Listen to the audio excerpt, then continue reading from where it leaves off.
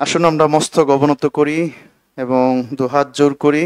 সর্বশক্তিমান পিতা ঈশ্বরের সাক্ষাতে আমরা অবনত হই এবং প্রার্থনা করি। আমাদের স্বর্গীয় পবিত্রতম পিতা ঈশ্বর, আমাদের ভালোবাসার পিতা, আমরা তোমার ধন্যবাদ, তোমার গৌরব, তোমার প্রশংসা করি যে তুমি আমাদেরকে ভালোবেসে এই সুন্দর সময় দান করেছ, যে সময়ে আমরা শ্রদ্ধা ভরে স্মরণ করি তোমার সমস্ত ত্যাগ স্বীকার, তোমার ভালোবাসার কথা। আমরা তোমার ধন্যবাদ করি যে তুমি আমাদেরকে ভালোবেসে এই পৃথিবীতে এসেছিলে এবং ভালোবেসে আমাদের জন্য তুমি কালভেরি ক্রুশে মৃত্যুবরণ করেছিলে। তুমি নিজেকে ত্যাগ স্বীকার করেছ, তুমি বলীকৃত হয়েছ। আমরা তোমার বহুমূল্য রক্ত দিয়ে সমস্ত পাপের ক্ষমা পেয়েছি এবং তুমি আমাদেরকে অনন্ত জীবন দান করেছ, আমাদেরকে স্বর্গে যাবার অধিকার দান করেছ এবং তোমার সন্তান হবার অধিকার দান করেছ। আমরা সত্যি পিতা তোমাকে ধন্যবাদ দেই যে তুমি আমাদেরকে মহৎ পরিত্রাণ দান করেছ। আমরা কৃতজ্ঞ যে তুমি আজকে এই অপরাহ্নে, এই বিকালে তোমার চরণে আসবার সুন্দর সুযোগ করে দিয়েছ, পবিত্র মণ্ডলীতে আসবার সুন্দর সুযোগ করে দিয়েছ। আমরা কৃতজ্ঞ পিতা। পিতা, এই সময় সবাইকে স্মরণ করতে চাই যারা বিশেষ করে অসুস্থ এবং পীড়িত অবস্থায় রয়েছে এবং নানা ধরনের সমস্যার মধ্য দিয়ে, নানা ধরনের পারসিকিউশনের মধ্য দিয়ে যাচ্ছে। পিতা, প্রত্যেককেই প্রার্থনায় স্মরণ করছি বাবা, তুমি দয়া করো, আশীর্বাদ করো, প্রত্যেকে তুমি দয়া করো যেন সমস্ত সমস্যা ওভারকাম করে আমরা যেন মণ্ডলীতে আসতে পারি। তুমি সেই দয়া, সেই আশীর্বাদ করো পিতা।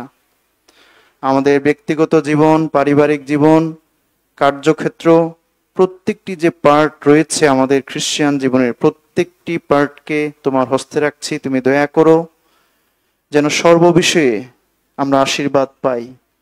আজকে আমরা এসেছি যেন তোমার ভালোবাসাকে আরো আমরা উপলব্ধি করতে পারি, তোমার ত্যাগ স্বীকারকে আরো বেশি উপলব্ধি করতে পারি। তুমি দয়া করো পিতা। আমরা যেন আমাদের হৃদয় খুলে দিয়ে তোমার বাক্য শ্রবণ করতে পারি, সেই মনোভাব, সেই হৃদয় তুমি দান করো পিতা।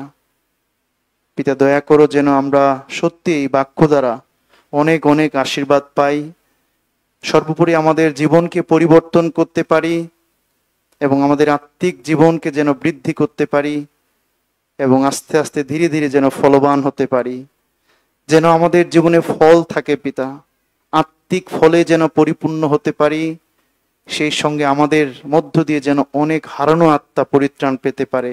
তুমি দয়া করো। আমরা একেবারেই শেষ সময় রয়েছি পিতা, তুমি আমাদের প্রত্যেকে প্রস্তুত করো, দয়া করো যেন দিনের পর দিন আমাদের সমস্ত দুর্বলতা, সমস্ত পাপ থেকে নিজেকে পৃথক রেখে তোমার উদ্দেশ্যে পবিত্র জীবনযাপন করতে পারি। তুমি দয়া করো পিতা।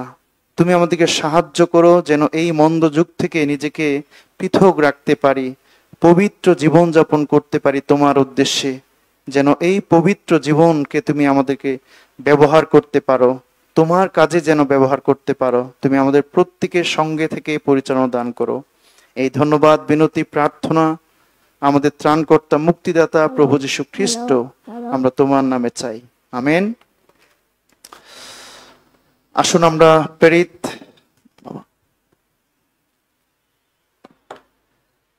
20 অধ্যায় দেখতে চাই। প্রেরিত 20 অধ্যায়।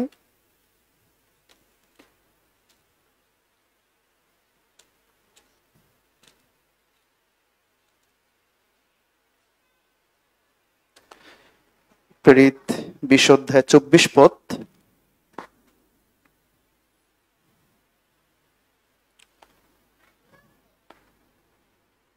যদি পেয়ে থাকি তাহলে আমরা সবাই একসাথে পড়তে চাই 24 পদটি। কিন্তু আমি নিজ প্রাণকেও কিছুর মধ্যে গণ্য করি না, আমার পক্ষে মহামূল্য গণ্য করি না, যেন নিরূপিত পথের শেষ পর্যন্ত দৌড়াইতে পারি এবং ঈশ্বরের অনুগ্রহের সুসমাচারের পক্ষে সাক্ষ্য দিবার যে পরিচর্যা পথ প্রভু যীশু হইতে পাইয়াছি, তাহা সমাপ্ত করিতে পারি। আমরা সর্বপ্রথমে পিতা ঈশ্বরকে ধন্যবাদ দেই তার ভালোবাসার জন্য এবং মহৎ দয়ার জন্য, মহৎ প্রেমের জন্য, যে প্রেমের কারণে আমরা আসলে মহৎ পরিত্রাণটা পেয়েছি। এবং আবারও প্রত্যেককেই খ্রিস্টান লাইফ সেমিনারে সুস্বাগতম জানাচ্ছি মণ্ডলীর পক্ষ থেকে। আমাদের আসলে গতকালকে থেকেই এই খ্রিস্টান লাইফ সেমিনার শুরু হয়েছে। আর এই খ্রিস্টান লাইফ সেমিনারের উদ্দেশ্য একটি, যেন আমরা আত্মিকভাবে আরো বৃদ্ধি পেতে পারি, আত্মিকভাবে আরো যেন আমরা ফলবান হতে পারি, এবং আমরা যেন আরো নিজেকে যেন স্যাক্রিফাইস করতে পারি, আরো যেন ত্যাগ স্বীকার করতে পারি। আমি জানি যে ইতিমধ্যে আমরা অনেক অনেক প্রভুর জন্য ত্যাগ স্বীকার করছি, বাট আমি মনে করি আমার ব্যক্তিগত জীবনে আমি এভাবেই আমি চিন্তা করি যে এখনো কিছুই ত্যাগ স্বীকার করতে পারিনি। আমি সবসময়ের জন্য এটা ফিল করি। আসলে হয়তোবা অনেকেই আমরা এটা মনে করতে পারি যে না, প্রভুর জন্য অনেক কিছুই করছি, বাট অ্যাকচুয়ালি আসলে আমি আমার দিক থেকে চিন্তা করি যে আমি প্রভুর জন্য এখনো কিছুই ত্যাগ স্বীকার করতে পারিনি। এই জন্য এই লেসনটি, আজকের বিষয়টি হচ্ছে স্যাক্রিফাইস, ত্যাগ স্বীকার বা বলিদান বা নিজেকে উৎসর্গ করা, ত্যাগ স্বীকার, না স্যাক্রিফাইস। তো আমরা এই বিষয়টি যদিও অনেকবারই শুনে আসছি, বাট এটি আসলে আমরা যেন প্রয়োগ করতে পারি আমাদের জীবনে, যেন সত্যি এই ত্যাগ স্বীকারের ত্যাগী হতে পারি আমরা। এবং এই স্যাক্রিফাইস মানে নিজেকে উৎসর্গ করা, নিজেকে বলীকৃত করা এবং ত্যাগ স্বীকার করা। আমরা যেন ত্যাগী হতে পারি। অলরেডি আমরা আসলে অনেক অনেক ত্যাগ স্বীকার করছি, কিন্তু আমি মনে করি এটুকুই যথেষ্ট নয় আসলে, না। এবং কখনো কখনো কখনো কখনো আমি আমার ব্যক্তিগত জীবনেও এটাও ফিল করে থাকি যে ধন্যবাদটা বা প্রশংসাটা এখনই পাওয়ার যোগ্য নয় আসলে। আমি এই জন্য ব্যক্তিগতভাবে ধন্যবাদ প্রশংসা পাওয়ার এখনই যোগ্য মনে করছি না আসলে। প্রশংসা ধন্যবাদ যদি এখনই পেয়ে যাই, তাহলে হয়তোবা খুব তাড়াতাড়ি গর্বিত হয়ে যাব। এই জন্য ধন্যবাদ প্রশংসা পাওয়ার যোগ্য না করে এবং ত্যাগ স্বীকার কিছুই করছি না, বাট আরো করা দরকার, সেই বিষয়টি, সেই হৃদয়টা ধারণ করে আমরা আজকের এই সারমনটি শুনতে চাই। যেন এই সারমনটি শুনতে শুনতে আমরা মনে করতে পারি যে এখনো ত্যাগ স্বীকারের অনেক বাকি রয়েছে। আসলে ত্যাগ স্বীকার এখনো কিছুই করতে পারি নাই, নিজেকে এখনো বলীকৃত কিছুই করতে পারিনি, এখনো ত্যাগী হতে পারিনি আসলে। এই জন্য এখনই আমরা ধন্যবাদ পাওয়ার প্রত্যাশা করব না আসলে, না। বাট আমরা, ঈশ্বর আমাদেরকে অবশ্যই তিনি গ্লোরি দেবেন, প্রতাপ দিবেন, সম্মানিত করবেন স্বর্গে আসলে। তো পৃথিবীতে যেন আমরা এত তাড়াতাড়ি ধন্যবাদ প্রশংসা গৌরবের প্রত্যাশা না করি আসলে, না। বাট আমরা যেন আরো ত্যাগী হতে পারি। কেউ ধন্যবাদ দোক বা না দোক, কেউ আমার প্রশংসা করুক বা না করুক, বাট আমরা যেন আরো ত্যাগ স্বীকার করতে পারি, আরো যেন স্যাক্রিফাইস করতে পারি। যেভাবে প্রেরিত পৌল তিনি বলেছেন, প্রেরিত 20 অধ্যায় 24 পদে বলেছে, কিন্তু আমি নিজ প্রাণকেও কিছুর মধ্যে গণ্য করি না, আমার পক্ষে মহামূল্য গণ্য করি না, যেন নিরূপিত পথের শেষ পর্যন্ত দৌড়াইতে পারি। এটি আসলে আমাদের, বিশেষ করে আমার জীবনের জন্য এই পথটিকে আমি আসলে বেছে নিয়েছি। আমার পরিচর্যার লাইফে এই পথটি হচ্ছে আমার মোটো গোল, আসলে লক্ষ্য, যেন সমাপ্ত করতে পারি, যেন সমাপ্ত করতে পারি পরিচর্যা। যে প্রভু যীশু খ্রিস্ট যে পরিচর্যা দিয়েছেন আমাদেরকে, আমাকে, আপনাকে, না, খ্রিস্টের সুসমাচারের পক্ষে যে সাক্ষ্য দিবার যে পরিচর্যা প্রভু দিয়েছেন, এটা যেন আমরা পরিপূর্ণভাবে সমাপ্ত করতে পারি। এই জন্য আমরা যেন আরো প্রেরিত পৌলের মতো আমরা যেন আরো ত্যাগী হতে পারি, আরো যেন নিজেকে বলীকৃত করতে পারি।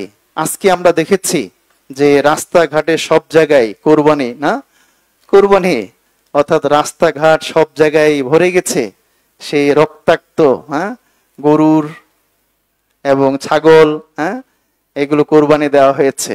তো আমি চিন্তা করছিলাম যে আমি যখন পথ দিয়ে হাঁটছিলাম, সকালেও যখন 9টার দিকে আসছিলাম, তখনও চিন্তা করছিলাম যে প্রভুকে ধন্যবাদ দিতে দিতে আসছিলাম যে আমাকে আর প্রত্যেক বছর এই ধরনের পশু উৎসর্গ করতে হবে না, পশু ত্যাগ স্বীকার করতে হবে না, না, বাট আমাদের জন্য, আমার জন্য, আমাদের জন্য প্রভু যীশু খ্রিস্ট তিনি 2000 বছর পূর্বেই বলীকৃত হয়েছেন।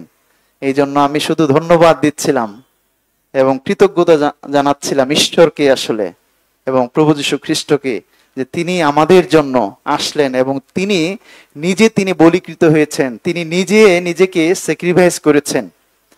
এবং এই কারণেই যোহন 12 অধ্যায় বলা হয়েছে, যোহন 12 অধ্যায় যদি দেখি আমরা, যীশু খ্রিস্ট তিনি বলেছেন, যোহন 12 অধ্যায়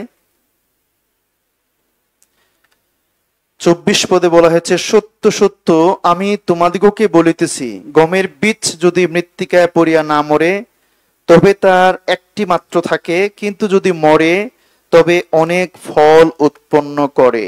না, প্রভু যীশু খ্রিস্ট তিনি গমের বীজের মতো করে মৃত্যুবরণ করেছেন। একটা বীজ যখন বপন করা হয় তখন সেটা মরে। আসলে এই মরা বলতে কি? এই মরা বলতে হচ্ছে স্যাক্রিফাইসকে বলা হচ্ছে, ত্যাগ স্বীকার, বলীকৃত হওয়া, আরো যেন নিজেকে বলীকৃত করতে পারে। যেভাবে যীশু খ্রিস্ট তিনি নিজেকে বলি দিয়েছেন, নিজেকে বলীকৃত হয়েছেন, নিজেকে স্যাক্রিফাইস করেছেন আমাদের পাপের জন্য। তিনি মধ্যস্থতাকারী হিসেবে, মানুষ এবং ঈশ্বরের মধ্যে মধ্যস্থতাকারী হিসেবে প্রভু যীশু খ্রিস্ট তিনি বলীকৃত হয়েছেন, নিজেকে তিনি স্যাক্রিফাইস করেছেন এবং তার এই মৃত্যু, তার এই স্যাক্রিফাইসের মধ্য দিয়ে অনেক ফল এসেছে। না, অনেক ফল বলতে আমরা পরিত্রাণ পেয়েছি। যীশু খ্রিস্ট যদি তিনি মৃত্যুবরণ না করতেন, তিনি যদি স্যাক্রিফাইস না করতেন, তিনি যদি ত্যাগ স্বীকার না করতেন, তিনি যদি বলীকৃত না হতেন, তাহলে আমরা পরিত্রাণ পেতাম না। এই জন্য 1 তিমথেয় 2 অধ্যায় 5 এবং 6 পদে বলা হয়েছে, কারণ একমাত্র ঈশ্বর আছেন, ঈশ্বরে ও মনুষ্যদের মধ্যে একমাত্র মধ্যস্থ আছেন, তিনি মনুষ্য খ্রিস্ট যীশু, তিনি সকলের নিমিত্ত মুক্তির মূল্য রূপে আপনাকে প্রদান করিয়াছেন, এই সাক্ষ্য যথা সময়ে দাতব্য। প্রভু যীশু খ্রিস্ট তিনি মধ্যস্থতাকারী, অর্থাৎ মানুষ এবং ঈশ্বরের মধ্যে তিনি সম্মিলন করেছেন। কারণ আমরা পাপী ছিলাম, এই পাপের কারণে ঈশ্বরের কাছ থেকে আমরা বিচ্ছিন্ন ছিলাম, আমরা নরকের যাত্রী ছিলাম, আমরা আত্মিকভাবে ঈশ্বরের কাছ থেকে বিচ্ছিন্ন ছিলাম। কিভাবে আমরা বিচ্ছিন্ন হয়েছি? পাপের কারণে। যেদিন আদম হওয়া পাপ করেছিল সেদিনই তারা মৃত্যুবরণ করেছিল, আত্মিকভাবে বিচ্ছিন্ন হয়েছিল, আত্মিকভাবে তারা মৃত হয়েছিল।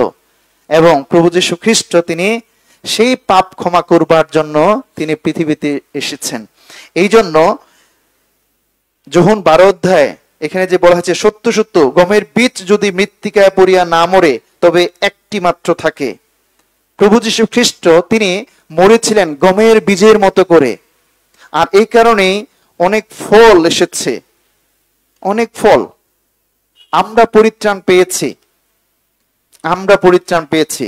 এখন যীশু খ্রিস্ট যে স্যাক্রিফাইস করেছেন, যখন প্রেরিতেরা, শিষ্যরা সেই দয়াটা জানতে পারলেন, সেই অনুগ্রহটা জানতে পারলেন, যখন তারা অনন্ত জীবনের নিশ্চয়তা পেলেন, তখন প্রেরিতেরাও তারা নিজের জীবনকে স্যাক্রিফাইস করেছে। এই জন্য প্রেরিত 20 অধ্যায় 4 পদে 24 পদে প্রেরিত পৌল তিনি বলছেন, আমি নিজ প্রাণকেও কিছুর মধ্যে গণ্য করি না। প্রেরিত 20 এবং 21 অধ্যায় যখন সমস্ত শিষ্যরা বাধা দিচ্ছে যেন এই প্রেরিত পৌল তিনি জেরুসালেমে না যান, বাট প্রেরিত পৌল তিনি বলছেন যে শুধুমাত্র আমি বদ্ধ হব তা নয়, জেরুসালেমে গিয়ে যদি আমার মৃত্যু হয় হবে হোক, তারপরেও আমি জেরুসালেমে প্রবেশ করতে চাই, প্রচার করতে চাই। এই জন্য এই মরা বলতে আসলে স্যাক্রিফাইসকে বলা হচ্ছে, আমরা যেন ত্যাগ স্বীকার করতে পারি, আমরা যেন যে ত্যাগ স্বীকার করছি আরো যেন আমরা ত্যাগী হতে পারি, আরো যেন আমরা ত্যাগ স্বীকার করতে পারি যেভাবে প্রেরিতেরা তারা করেছিলেন এবং প্রভু যীশু খ্রিস্ট তিনি ত্যাগ স্বীকার করেছেন। মথি 20 অধ্যায় যদি দেখি আমরা, মথি 20 অধ্যায় 28 পদ, 20 অধ্যায় 28 পদ, আমরা প্রভু যীশু খ্রিস্টের ত্যাগ স্বীকারটা, তার ভালোবাসাটা দেখতে চাই, তিনি যে নিজেকে উৎসর্গ করেছেন। মথি 20 অধ্যায় 28 পদে, যেমন মনুষ্যপুত্র পরিচর্যা পাইতে আইসেন নাই, কিন্তু পরিচর্যা করিতে এবং অনেকের পরিবর্তে আপন প্রাণ মুক্তির মূল্য রূপে দিতে আসিয়াছেন।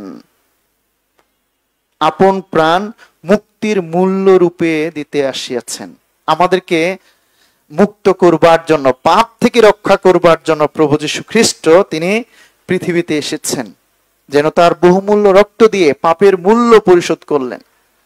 এবং পাপের বেতন মৃত্যু, এই পাপের বেতন মৃত্যু, প্রভু যীশু খ্রিস্ট তিনি আমাদের পাপের জন্য তিনি মৃত্যুবরণ করলেন। যেখানে আমার পাপের বেতন মৃত্যু হওয়ার কথা ছিল, আমার এই দণ্ড ভোগ করার কথা ছিল আমার, সেখানে আপনাকে আমাকে রক্ষা করবার জন্য তিনি মধ্যস্থতাকারী হয়ে আসলেন।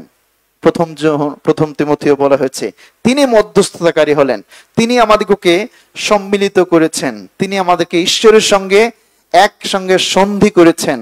রোমিও 5 অধ্যায় 1 পদে বলা হয়েছে বিশ্বাসের মধ্য দিয়ে আমরা সন্ধি লাভ করেছি, ঈশ্বরের সঙ্গে আমাদের মিলন হয়েছে। অর্থাৎ আমাদের ঈশ্বর এবং আমাদের মধ্যে আর কোনো পার্থক্য নেই, আর কোনো বিচ্ছিন্নতা নেই, আর কোনো বিচ্ছেদ নেই।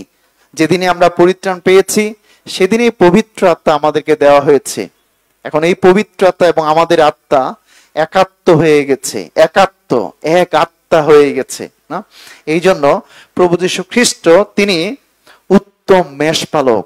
যোহন 10 অধ্যায় বলা হয়েছে, যোহন 10 অধ্যায় যদি দেখি আমরা, যোহন 10 অধ্যায় 11 পদে বলা হয়েছে, আমি উত্তম মেষপালক, উত্তম মেষপালক মেষদের জন্য আপন প্রাণ সমর্পণ করে। তিনি উত্তম মেষপালক, তিনি নিজের জীবনকে দিলেন। প্রভু যীশু খ্রিস্ট তিনি আমাদের আত্মার মেষপালক, যে আত্মাগুলো নরকের যাত্রী ছিল এবং আমাদেরকে রক্ষা করবার জন্য, আমাদের আত্মাগুলোকে রক্ষা করবার জন্য তিনি তার জীবনকে দিয়েছেন। এটা হচ্ছে তার গ্রেট স্যাক্রিফাইস, গ্রেট লাভ আমাদের প্রতি তিনি দেখিয়েছেন, প্রকাশ করেছেন। 13 পদে বলা হয়েছে, ও ছিন্ন ভিন্ন করিয়া ফেলে যে পলায়ন করে, কারণ সে বেতনজীবী, মেষদের জন্য চিন্তা করে না, যে বেতনজীবী না। বাট প্রভু যীশু খ্রিস্ট তিনি উত্তম মেষপালক, যে উত্তম মেষপালক মেষদের জন্য জীবন দিয়েছেন। যে মেষ হারিয়ে গিয়েছিল, আমরা হারিয়েছিলাম, আমরা প্রত্যেকে হারানো মেষ ছিলাম। যিশায়া 53 অধ্যায় 6 পদে বলছে, আমরা প্রত্যেকেই যে যার মতো করে নিজের নিজের পথে আমরা চলেছিলাম, বা প্রভু যীশু খ্রিস্ট এসে আমাদের সমস্ত পাপ তার উপরে দিয়েছেন। আমরা প্রত্যেকেই ভ্রান্ত ছিলাম, প্রত্যেকে আমরা হারানো অবস্থা ছিলাম, বা প্রভু যীশু খ্রিস্ট তিনি আমাদের জন্য ত্যাগ স্বীকার করলেন। তিনি সর্বশক্তিমান ঈশ্বর হয়ে তিনি এই পাপপূর্ণ পৃথিবীতে, এই নর্দমাতে তিনি আসলেন আপনাকে আমাকে রক্ষা করবার জন্য।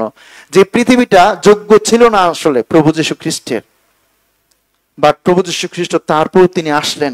এটি হচ্ছে গ্রেট স্যাক্রিফাইস, গ্রেট ত্যাগ স্বীকার। এবং এই ত্যাগ স্বীকারের মধ্য দিয়ে আমরা পরিত্রাণ পেয়েছি।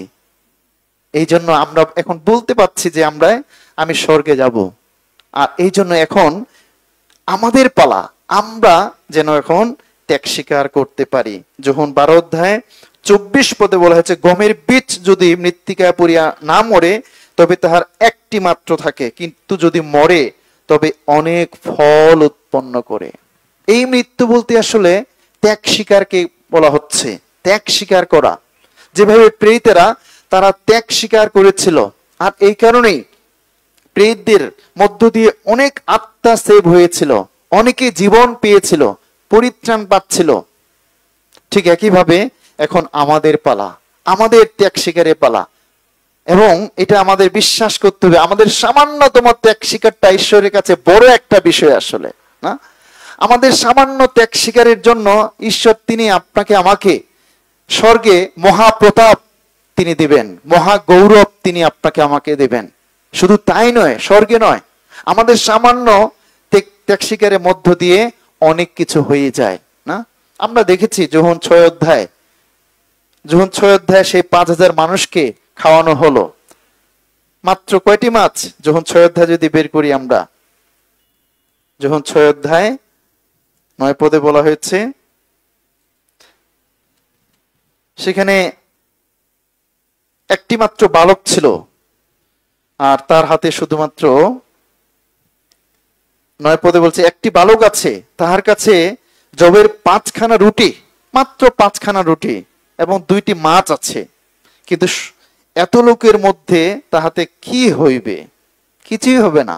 শত শত মানুষ, হাজার হাজার মানুষ, মাত্র 5টি রুটি এবং 2টি মাছ রয়েছে, কিভাবে সম্ভব? কিন্তু সামান্য ত্যাগ স্বীকারের মধ্য দিয়ে যীশু খ্রিস্ট সেখানে তিনি আশ্চর্য কাজ করলেন, আশ্চর্য কাজ করলেন। 13 পদে বলা হয়েছে তাহাতে তারা সংগ্রহ করিলেন, আর ওই 5খানা জবের রুটির গুড়াগাড়ায় সেই লোকদের ভোজনের পর যাহা বাঁচিয়া ছিল তাহাতে 12 ডালা পূর্ণ করিলেন। আমেন। আমাদের সামান্যতম ত্যাগ স্বীকার, ঈশ্বর তিনি অনেক বড় কিছু করতে পারেন, অনেক বড় কিছু করতে পারেন। এই জন্য প্রিয় ভাই বোন, আমরা যেন ত্যাগ স্বীকার করতে পারি, ত্যাগী হতে পারি। প্রভু যীশু খ্রিস্ট যেন যেভাবে ত্যাগ স্বীকার করেছিলেন, প্রেরিতেরা যেভাবে ত্যাগ স্বীকার করেছিলেন, ঠিক একইভাবে আমরাও যেন ত্যাগ স্বীকার করতে পারি। এই একটি ছেলে যার হাতে শুধুমাত্র 5টি রুটি এবং 2টো মাছ ছিল, এর মধ্য দিয়ে 5000 মানুষকে খাওয়ানো হলো এবং অনেক রুটি তারপরও বেঁচে গিয়েছে। সামান্যতম ত্যাগ স্বীকার। এই জন্য যে ত্যাগ স্বীকারটা আমরা করছি, অবশ্যই এটা ভালো, এটা উত্তম বিষয় যে আমরা ত্যাগ স্বীকার করে আসছি, বাট আমরা যেন এই ত্যাগ স্বীকার কন্টিনিউ করতে পারি, যেন কখনোই আমরা এই ত্যাগ স্বীকার বন্ধ না করে দেই। আমরা যেন প্রতিনিয়ত স্যাক্রিফাইস করতে পারি, যেভাবে প্রেরিতেরা তারা ত্যাগ স্বীকার করেছিল। আমরা জানি যে প্রেরিতদের সময়ে যে ফিলিপিও চার্চ, ফিলিপিও চার্চ কার মধ্য দিয়ে হয়েছে? অবশ্যই একজন মহিলার মধ্য দিয়ে, না? তিনি ত্যাগ স্বীকার করেছিলেন, এই জন্য ফিলিপিও মণ্ডলী সেখানে হয়েছে। আমাদের সামান্যতম ত্যাগ স্বীকারের মধ্য দিয়ে কোথাও কোথাও চার্চ হচ্ছে। এখন অনেক জায়গায় আমাদের ফেলোশিপ রয়েছে, মাত্র কয়েকটি জায়গায়, মাত্র 2-3টি জায়গায় আমাদের চার্চ হয়েছে, বাট কোনো না কোনো কারো স্যাক্রিফাইসের মধ্য দিয়ে এটা হয়েছে। আসলে সাভার চার্চ অবশ্যই কারো না কারো স্যাক্রিফাইসের মধ্য দিয়ে সেখানে হয়েছে। যদি সেখানে স্যাক্রিফাইস কেউ না করতো, সাভার চার্চ হতো না আসলে এত তাড়াতাড়ি। এবং বান্দরবন চার্চ, ঢাকা চার্চ, না, এভাবে প্রত্যেকটি জায়গায় তখনই চার্চ প্রতিষ্ঠিত হবে যখন কেউ স্যাক্রিফাইস করবে, না? যেভাবে লুদিয়া তিনি স্যাক্রিফাইস করেছিলেন। প্রেরিত 16 অধ্যায় যদি দেখি আমরা, প্রেরিত 16 অধ্যায় যখন তার কাছে সুসমাচার দেওয়া হলো, প্রেরিত 16 অধ্যায় 14 পদে, 16 অধ্যায় 14 পদ এবং 11 থেকে 15-16 পদ যদি দেখি আমরা বেশি পদ পড়বো না, বাট 14 পদটা পড়তে চাই। আর থুয়াতিরা নগরের লুদিয়া নাম্নী একজন ঈশ্বর ভক্ত স্ত্রীলোক, যিনি বেগুনিয়া কাপড় বিক্রয় করিতেন, আমাদের কথা শুনিতেছিলেন, আর প্রভু তাহার হৃদয় খুলিয়া দিলেন যেন তিনি পৌলের কথায় মনোযোগ করেন। তিনি ও তাহার পরিবার বাপ্তাজিত হইলে পর তিনি বিনতি করিয়া কহিলেন, আপনারা যদি আমাকে প্রভুতে বিশ্বাসিনী বলিয়া বিবেচনা করিয়া থাকেন, তবে আমার গৃহে আসিয়া অবস্থিতি করুন। আর তিনি আমাদিগকে সাধনা করিয়া লইয়া গেলেন। এই লুদিয়ার স্যাক্রিফাইসের মধ্য দিয়েই ফিলিপিও চার্চ স্টার্ট হয়েছে, ফিলিপিও মণ্ডলী স্টার্ট হয়েছে, না? সারা ইউরোপে খ্রিস্টিয়ানিটি কেন আসলে এই লুদিয়ার মধ্য দিয়ে। ঠিক একইভাবে আমাদের সামান্যতম স্যাক্রিফাইসের মধ্য দিয়ে ঈশ্বর বড় কিছু করতে পারেন, বড় কিছু করতে পারেন। আমরা সেই লাসারের ঘটনা জানি, মৃত লাসার, সেখানে কি স্যাক্রিফাইস ছিল আসলে, যে কি এমন স্যাক্রিফাইস ছিল যে এই মৃত লাসার জীবিত হয়ে উঠলো? কেন, কি স্যাক্রিফাইস ছিল? একটি বড় স্যাক্রিফাইস সেখানে ছিল। আমরা যদি যখন 11 অধ্যায় দেখি, যখন 11 অধ্যায়, যখন এই মৃত লাসার 4 দিন যাবত সেই কবরে ছিল, কিন্তু স্যাক্রিফাইসটা কি ছিল সেখানে? অবশ্যই একটা স্যাক্রিফাইস ছিল, এই জন্য ঈশ্বর সেখানে কাজ করেছিলেন। যখন 11 অধ্যায় 38 থেকে যদি দেখি আমরা, তাহাতে যীশু পুনর্বার অন্তরে উত্তেজিত হইয়া কবরের নিকটে আসিলেন। সেই কবর একটা গহ্বর, এবং তাহার উপরে একখানি পাথর ছিল।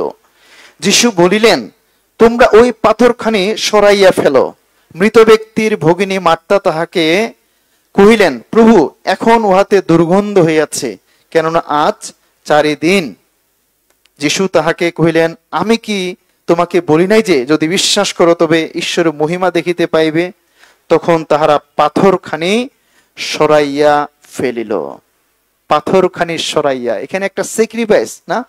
যখনই তারা স্যাক্রিফাইস করেছে, হয়তো অনেক মানুষ তারা এই পাথরখানাকে সেই কবরের মুখ থেকে সরিয়েছিল। আর এই জন্য যিশু যখন ডাকলেন যে লাসার, তুমি সেখান থেকে বের হয়ে আসো, কাম আউট, 43 পদে বলা হয়েছে, লাসার তুমি সেখান থেকে বের হয়ে আসো। এবং সঙ্গে সঙ্গে লাসার কিন্তু বের হয়ে আসছে। একটা মানুষ জীবন পেয়েছে, জীবন পেয়েছে। আমাদের জীবনেও এই স্যাক্রিফাইসটা দরকার। যখন আমরা স্যাক্রিফাইস করি, আমাদের স্যাক্রিফাইসের মধ্য দিয়ে অন্যেরা জীবন পাবে, আসলে অন্যেরা পরিত্রাণ পাবে। এই জন্য আসুন আমরাও আজকে থেকে আরো আরো ত্যাগ স্বীকার করি, যেন কখনোই মনে না করি আমি যথেষ্ট ত্যাগ স্বীকার করছি, যথেষ্ট ত্যাগ স্বীকার করেছি। এই গর্বের বিষয়টা আমাদের মনে যেন কিঞ্চিত পরিমাণ এখনো না আসে, কারণ সবই মাত্র আমাদের শুরু, আসলে যাত্রা জাস্ট বিগিনিং এ আমরা আছি। আমরা যেন আরো প্রাণপণ করি, আরো যেন স্যাক্রিফাইস করি, যেভাবে স্যাক্রিফাইস করে আসছি আরো যেন আমরা স্যাক্রিফাইস করতে পারি, আর যেন নিজেকে ত্যাগ স্বীকার করতে পারি, আরো যেন প্রাণপণ করতে পারি। আমরা যেন কখনোই যেন স্টপ না করি, আসলে কন্টিনিউ যেন এই স্যাক্রিফাইসটা আমরা চালিয়ে যেতে পারি। তবে ঈশ্বর তিনি আমাদের জীবনে মহৎ কাজ তিনি করবেন, মণ্ডলীতে তিনি মহৎ কাজ করবেন, আমাদের ব্যক্তিগত জীবনে তিনি মিরাকেল কাজ করবেন। এই জন্য আসুন, যিশু তিনি বলছেন, তবে সত্য সত্য আমি তোমাকে বলিতেছি, যদি গমের বীজ মৃত্তিকায় পড়িয়া না মরে তবে তাহার একটি মাত্র থাকে, আর যদি মরে তবে অনেক ফল উৎপন্ন করে। এই মৃত্যু বলতে স্যাক্রিফাইস। যেভাবে যীশু খ্রিস্ট তিনি মৃত্যুবরণ করেছেন, যেভাবে প্রেরিতরা স্যাক্রিফাইস করেছে, ঠিক একইভাবে আমরাও যেন ত্যাগ স্বীকার করতে পারি। এই মৃত্যু বলতে ত্যাগ স্বীকার করা। প্রেরিত তিনি বলছেন, আমি প্রতিদিন মরিতেছি। এই মরা বলতে কি আসলে জাগতিক মৃত্যুর কথা তিনি বলছেন না, তিনি বলছেন আমি প্রতিদিন স্যাক্রিফাইস করছি। প্রতিদিন যেন আমরা স্যাক্রিফাইস করতে পারি, প্রতিদিন যেন আমরা স্যাক্রিফাইস করতে পারি। তবেই ঈশ্বর তিনি আমাদেরকে আরো আশ্চর্য কাজ তিনি দেখতে দিবেন আমাদের জীবনে, আমাদের পরিবারে এবং মান্ডলিক জীবনে। আমরা যেন আরো ত্যাগ স্বীকার করতে পারি, আরো যেন ত্যাগ স্বীকার করতে পারি। মথি 10 অধ্যায় যদি দেখি আমরা, মথি 10 অধ্যায় 37-38 পদ।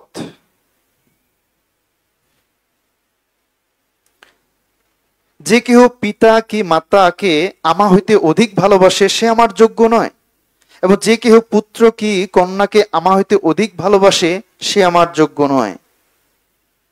আর যে কেহ আপন ক্রুশ তুলিয়া লইয়া আমার পশ্চাৎ না এসে সে আমার যোগ্য নয়। এখানে আসলে প্রায়োরিটিকে বলা হচ্ছে। আমরা এমন নয় যে বাবা মা বা সন্তানদেরকে ভালোবাসবো না, শ্রদ্ধা করব না, বাট প্রায়োরিটিকে বলা হচ্ছে। যা প্রায়োরিটি, কোনটিকে আমরা প্রায়োরিটি দেব? ঈশ্বরের রাজ্যটাকে প্রায়োরিটি দেব, নাকি আমার পুত্র সন্তান কন্যা তাদেরকে বেশি প্রায়োরিটি দেব? না, ইংলিশে হচ্ছে হেইট, ঘৃণা করা না, বাট আসলে এখানে বলা হয়েছে যে অধিক ভালোবাসে, প্রায়োরিটিকে বলা হচ্ছে। আমরা কাকে প্রায়োরিটি দেব? প্রথমে তাহার রাজ্য এবং ধার্মিকতার বিষয়ে চেষ্টা করো, তাহা হইলে ওই সকল বিষয় তোমাদিগকে দেওয়া যাইবে। না, প্রথমে তাহার রাজ্য এবং ধার্মিকতার বিষয়ে চেষ্টা করো, প্রায়োরিটি না, প্রায়োরিটি। আমরা যেন ঈশ্বরকে ফার্স্ট প্রায়োরিটি দিতে পারি, মণ্ডলীকে ফার্স্ট প্রায়োরিটি দিতে পারি, প্রায়োরিটিকে বলা হচ্ছে। এবং যে কেহ আমার আপন ক্রুশ তুলিয়া লয় আমার পশ্চাৎ না এসে সে আমার যোগ্য নয়।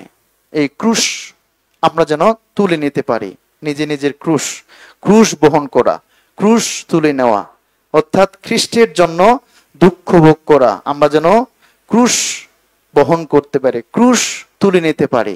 ক্রুশ তুলে নেওয়ার অর্থ হচ্ছে যিশু যেভাবে ক্রুশ তুলে নিয়েছিলেন আমাদের পরিত্রাণের জন্য, একইভাবে এই ক্রুশ হচ্ছে আমাদের জীবনের যন্ত্রণা, কষ্ট, ব্যথা, এগুলো অভাব, অনটন, দারিদ্রতা, সমস্ত সাফারিং গুলো হচ্ছে ক্রুশ না। এই জন্য এই ত্যাগ স্বীকার গুলো আমাদের খ্রিস্টের জন্য অবশ্যই যেন আমরা করি, যেন আমরা ক্রুশ বহন করতে পারি। মথি 16 অধ্যায় 24 পদে বলা হয়েছে, 16 অধ্যায় 24 পদ, 16 অধ্যায় 24 পদ।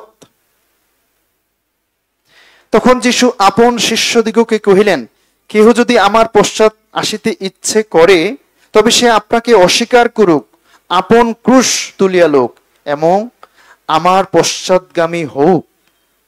3টি বিষয় দেওয়া হয়েছে। যদি কেউ তার পশ্চাৎগামী হতে চায়, অবশ্যই নিজেকে অস্বীকার করা এবং ক্রুশ তুলে নেওয়া। নিজেকে অস্বীকার করা বলতে কি, আমার চিন্তা, আমার প্ল্যান, আমার পরিকল্পনা নয়, ফার্স্ট প্রায়োরিটি সেটা নয় না।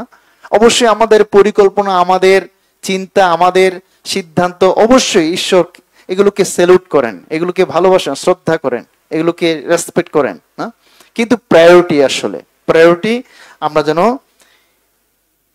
তাকে দেই, আসলে ঈশ্বরকে দিতে পারি, মণ্ডলীকে দিতে পারি। এই জন্য নিজেকে অস্বীকার করা বলতে ঈশ্বরের ইচ্ছাটাকে ফার্স্ট প্রায়োরিটি দেওয়া এবং তারপরে ক্রুশ তুলিয়ে নেওয়া, তারপরে আমরা তার পশ্চাৎগামী যেন হই। এই জন্য যীশু খ্রিস্টের পশ্চাৎগামী হওয়া অবশ্যই আমাদের ত্যাগ স্বীকার করতেই হবে, যেন আমরা ত্যাগ স্বীকার করতে পারি, ত্যাগ স্বীকার করতে পারি, আরো যেন ত্যাগ স্বীকার করতে পারি। গালাতীয় 2 অধ্যায় যদি দেখি আমরা, গালাতীয় 2 অধ্যায়, স্যাক্রিফাইসের আরেকটি অর্থ হচ্ছে গালাতীয় 2 অধ্যায় 20 পদ, গালাতীয় 2 অধ্যায় 20 পদ। খ্রিস্টের সহিত আমি ক্রুশারোপিত হইয়াছি, আমি আর জীবিত নই, কিন্তু খ্রিস্টই আমাতে জীবিত আছেন। আর এখন মাংসে থাকিতে আমার যে জীবন আছে, তাহা আমি বিশ্বাসে, ঈশ্বরের পুত্রে বিশ্বাসেই যাপন করিতেছি। তিনি আমাকে প্রেম করিলেন এবং আমার নিমিত্তে আপনাকে প্রদান করিলেন। প্রেরিত পৌল তিনি বলেছেন যে আমি খ্রিস্টের সঙ্গে ক্রুশারোপিত হয়ে যাচ্ছি। ক্রুশারোপিত হওয়া, ক্রুশারোপিত হওয়া বলতে কি, মৃত্যুবরণ করা না। ঠিক একটা গান যেভাবে আছে, আমি একটা জিন্দা লাশ, খ্রিস্টান জীবনটাও থাকতে হবে জিন্দা লাশ। অর্থাৎ আমি যদিও বেঁচে আছি, কিন্তু আমার জগতের জন্য ভোগ বিলাস উপভোগের কোনো বাসনা, লালসা এগুলো থাকবে না। আমাদের খ্রিস্টান জীবনটা তাই। এই জন্য আমাদেরকে মরতে হবে, আমরা যেন মরি, আমরা যেন ক্রুশারোপিত হতে পারি। ক্রুশারোপিত হওয়া বলতে কি, নিজের অভিলাষগুলোকে ক্রুশারোপিত করা, নিজের হাই অ্যাম্বিশন গুলোকে ক্রুশারোপিত করা। আমি জানি যে অনেক ব্রাদার সিস্টারই আমরা আসলে নিজেকে ক্রুশারোপিত করছি, নিজের বড় বড় অ্যাম্বিশন গুলোকে আমরা কিল করছি, হত্যা করছি না, ওগুলোকে ডিনাই করছি আমরা অনেকেই। এবং অনেক অনেক জায়গায় আমাদের চাকরি অফার হয়তো বা কারো কারো আসে, বাট সেই জায়গাগুলো তো আমরা যাই না। এবং হায়ার অ্যাম্বিশন আমাদের রয়েছে, হায়ার কোয়ালিফিকেশন, হায়ার এডুকেশন লাভ করতে চাই আমরা না। কিন্তু খ্রিস্টের জন্য অনেক সময় আমরা ত্যাগ করি। অনেকেই এই ধরনের আছে আমাদের ব্রাদার সিস্টার, অনেকেই আছে আসলে যারা খ্রিস্টের জন্য ত্যাগ স্বীকার করে না, আমি ধন্যবাদ দেই।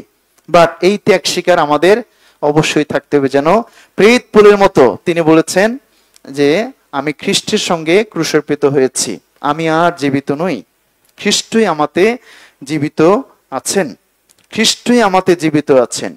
খ্রিস্ট কি আমার মধ্যে জীবিত আছেন কিনা? তাহলে খ্রিস্টের ডিজায়ারটা কি আসলে? অবশ্যই মানসিক নয় বা জাগতিক বিষয় নয়। খ্রিস্ট কি চাবেন? পবিত্রতা কি চান? পবিত্রতার ইচ্ছা কি? যেন তার ইচ্ছাগুলো আমরা পালন করতে পারি, তার ইচ্ছাকে গুরুত্ব দেওয়া, তার ইচ্ছাকে প্রায়োরিটি দেওয়া। ফিলিপিও 3 অধ্যায় যদি দেখি আমরা, প্রেরিত পৌল তিনি বলেছেন, তিনি স্যাক্রিফাইস করেছেন এভাবে। ফিলিপিও 3 অধ্যায় 4 থেকে 6,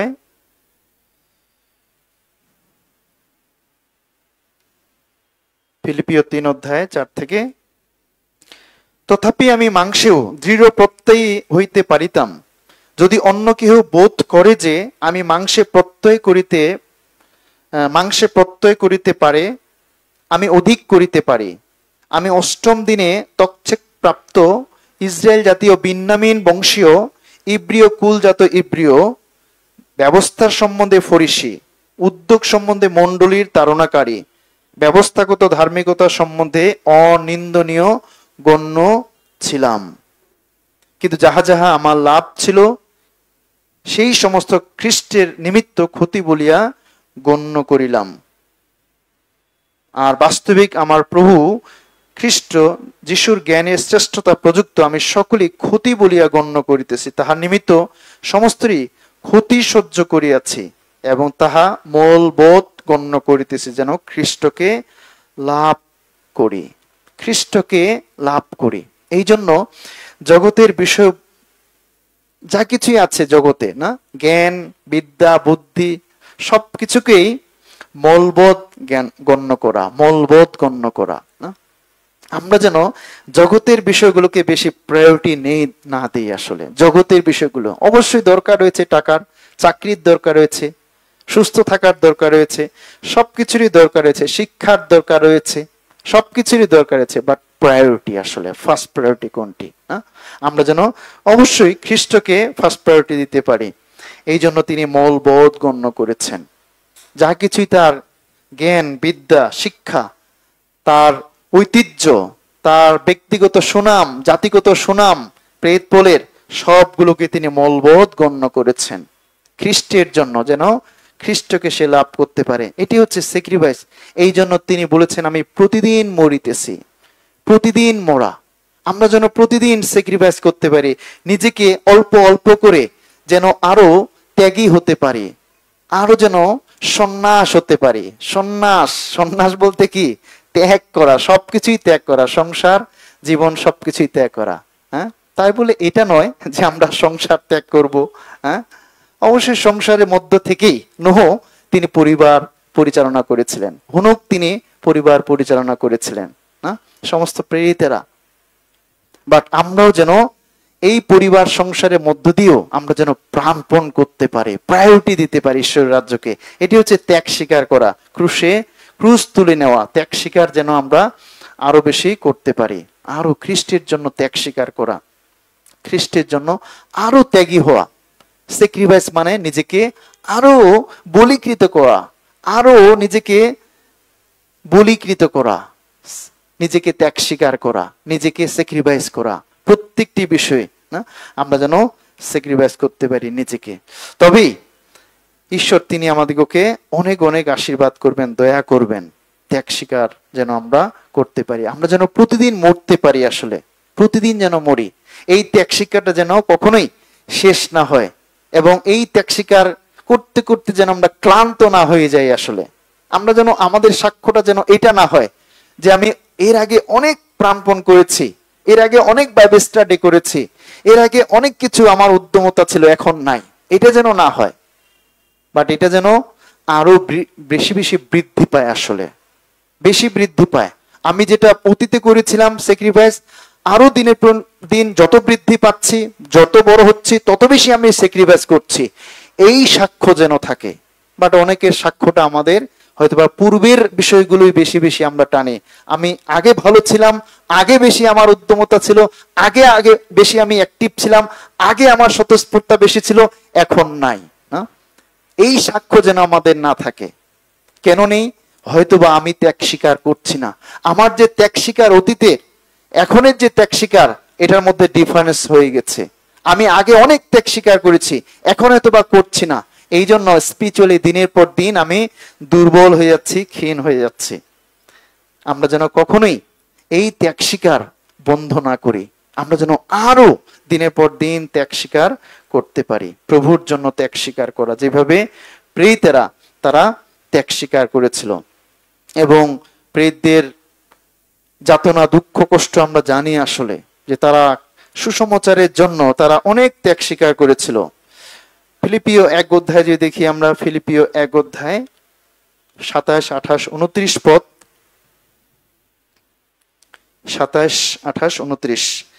কেবল খ্রিস্টের সুসমাচারের যোগ্যরূপে তাহার প্রজাদের মতো আচরণ করো। আমি আসিয়া তোমাদিগকে দেখি কি অনুপস্থিত থাকি, আমি যেন তোমাদের বিষয়ে শুনিতে পাই তোমরা এক আত্মাতে স্থির আছো, এক প্রাণের সুসমাচারে বিশ্বাসের পক্ষে মল্ল যুদ্ধ করিতেছ, এবং কোন বিষয়ে বিপক্ষগণ কর্তৃক ত্রাসযুক্ত হইতেছ না, তাহা উহাদের জন্য বিনাশের, কিন্তু তোমাদের পরিত্রাণের প্রমাণ, আর এটি ঈশ্বর দত্ত। এবং আরেকটি গুরুত্বপূর্ণ পদ, 29 পদ, যেহেতু তোমাদিগকে খ্রিস্টের নিমিত্ত এই বর দেওয়া হইয়াছে, যেন কেবল তাহাতে বিশ্বাস করো তাহা নয়, কিন্তু তাহার নিমিত্ত দুঃখ ভোগও করো। খ্রিস্টের জন্য প্রাণপণ করা। তারা ফিলিপিও মণ্ডলী, তারা প্রাণপণ করেছিলেন, মল্ল যুদ্ধ করেছিলেন সুসমাচারের জন্য। সুসমাচারের জন্য ত্যাগ স্বীকার করা, যেন আমরা প্রাণপণ করতে পারি, যেভাবে ফিলিপিও মণ্ডলী তারা বিপক্ষগণ কর্তৃক তারা ত্রাসযুক্ত হয়নি। আসলে যদিও অনেক বাধা আসছিল, অনেক বাধা প্রেরিতদের সময়, বাট তারা কিন্তু ত্রাসযুক্ত হয়নি, কারণ তারা সবসময় মনে করেছিলেন যে আমাদের সঙ্গে ঈশ্বর আছেন, আমাদের সঙ্গে ঈশ্বর রয়েছেন। এই জন্য তারা মৃত্যুকেও তারা ভয় পায়নি, এভাবেই তারা ত্যাগ স্বীকার করেছিল। আমরাও যেন বিপক্ষগণ কর্তৃক ত্রাসযুক্ত না হই। এবং এই সুসমাচারটা হচ্ছে প্রমাণ। আসলে সুসমাচারের জন্য যখন আমরা স্যাক্রিফাইস করি, এটাই প্রমাণিত হয়ে যায় যে আপনি সত্যি ট্রুলি ট্রুলি পরিত্রাণ প্রাপ্ত। যদি সুসমাচারের জন্য আমার মল্লযুদ্ধ না থাকে, কোনো স্যাক্রিফাইস না থাকে, যদি কোনো দুঃখ না থাকে, যদি কষ্ট না থাকে, যদি অপমান তাড়না না থাকে সুসমাচারের জন্য, তাহলে আমি এভিডেন্স দিতে পারছি না যে সত্যি আমি কি ট্রুলি পরিত্রাণ প্রাপ্ত কিনা। আসলে এটি কিন্তু প্রমাণ না, যেন সুসমাচারের জন্য আমরা দুঃখ ভোগ করতে পারি। যেহেতু তোমাদিগকে খ্রিস্টের নিমিত্ত এই বর দেওয়া হইয়াছে। কেন এই দুঃখ কষ্টগুলোকে বর হিসেবে বলা হচ্ছে? বর বলতে আশীর্বাদ। কেননা এই দুঃখ কষ্টগুলোর জন্যই তিনি আমাদিগকে স্বর্গে রিওয়ার্ড দিবেন। হ্যাঁ, আগামী শুক্রবারে আমরা এই সাবজেক্টটি শুনতে চাই, পরিত্রাণ এবং গ্লোরি। হ্যাঁ, পরিত্রাণ এবং গৌরব। আগামী শুক্রবার আমরা সেদিন সামনে শুক্রবারে শুনবো যে এই পৃথিবীতে দুঃখ কষ্ট যন্ত্রণা কষ্ট ভোগ করলে স্বর্গে আমরা কি কি গৌরব পাবো। আসলে অবশ্যই এই জন্য যেহেতু তোমাদের খ্রিস্টের নিমিত্ত এই বর দেওয়া হয়েছে, যেন কেবল তাহাতে বিশ্বাস করো তা নয়, খ্রিস্টের নিমিত্ত দুঃখ ভোগও করো। এইগুলো আমাদের জীবনে দুঃখ কষ্টগুলো, সাফারিং গুলো, ত্যাগ স্বীকার গুলো, এগুলো হচ্ছে আশীর্বাদ। স্বর্গে যখন আমরা যাব তখন তিনি আমাদেরকে রিওয়ার্ড দেবেন, তিনি আমাদেরকে পুরস্কৃত করবেন, তিনি আমাদেরকে গ্লোরি দেবেন। আসলে পরিত্রাণ সবারই এক, কিন্তু গ্লোরি এক হবে না। আসলে স্বর্গে সেই গ্লোরিটা এক হবে না। স্বর্গে সবাই এক পুরস্কারে আমরা পুরস্কৃত হব না, না, ডিফারেন্ট ডিফারেন্স সেই পুরস্কারগুলো আমাদের হবে, ডিফারেন্ট ডিফারেন্ট গ্লোরি গুলো হবে আমাদের। না, প্রেরিত 8 অধ্যায় যদি দেখি আমরা, প্রেরিত 8 অধ্যায় 1 থেকে 4 পদে, সেদিন জেরুজালেমস্থ মণ্ডলীর প্রতি বড়ই তাড়না উপস্থিত হইল, তাহাতে প্রেরিত বর্গ ছাড়া অন্য সকলে জিহুদিয়ার ও সমরিয়ার জনপদে ছিন্ন ভিন্ন হইয়া পড়িল। আর কয়েকজন ভক্ত লোক স্তিফানের কবর দিলেন ও তাহার নিমিত্ত মহাবিলাপ করিলেন। কিন্তু শাউল মণ্ডলীর উচ্ছেদ সাধন করিতে লাগিলেন, ঘরে ঘরে প্রবেশ করিয়া পুরুষ ও স্ত্রী লোকদিগকে টানিয়া আনিয়া কারাগারে সমর্পণ করিতে লাগিলেন। 4 পদে বলা হয়েছে, তখন যাহারা ছিন্ন ভিন্ন হইয়াছিল তাহারা চারিদিকে ভ্রমণ করিয়া সুসমাচারের বাক্য প্রচার করিলেন। আর ফিলিপ সমরিয়া নগরে গিয়া লোকদের কাছে খ্রিস্টকে প্রচার করিতে লাগিলেন। আর লোকসমূহ ফিলিপের কথা শুনিয়া ও তাহার কৃত চিহ্ন কার্য সকল দেখিয়া একচিত্তে তাহার কথায় অবধান করিল।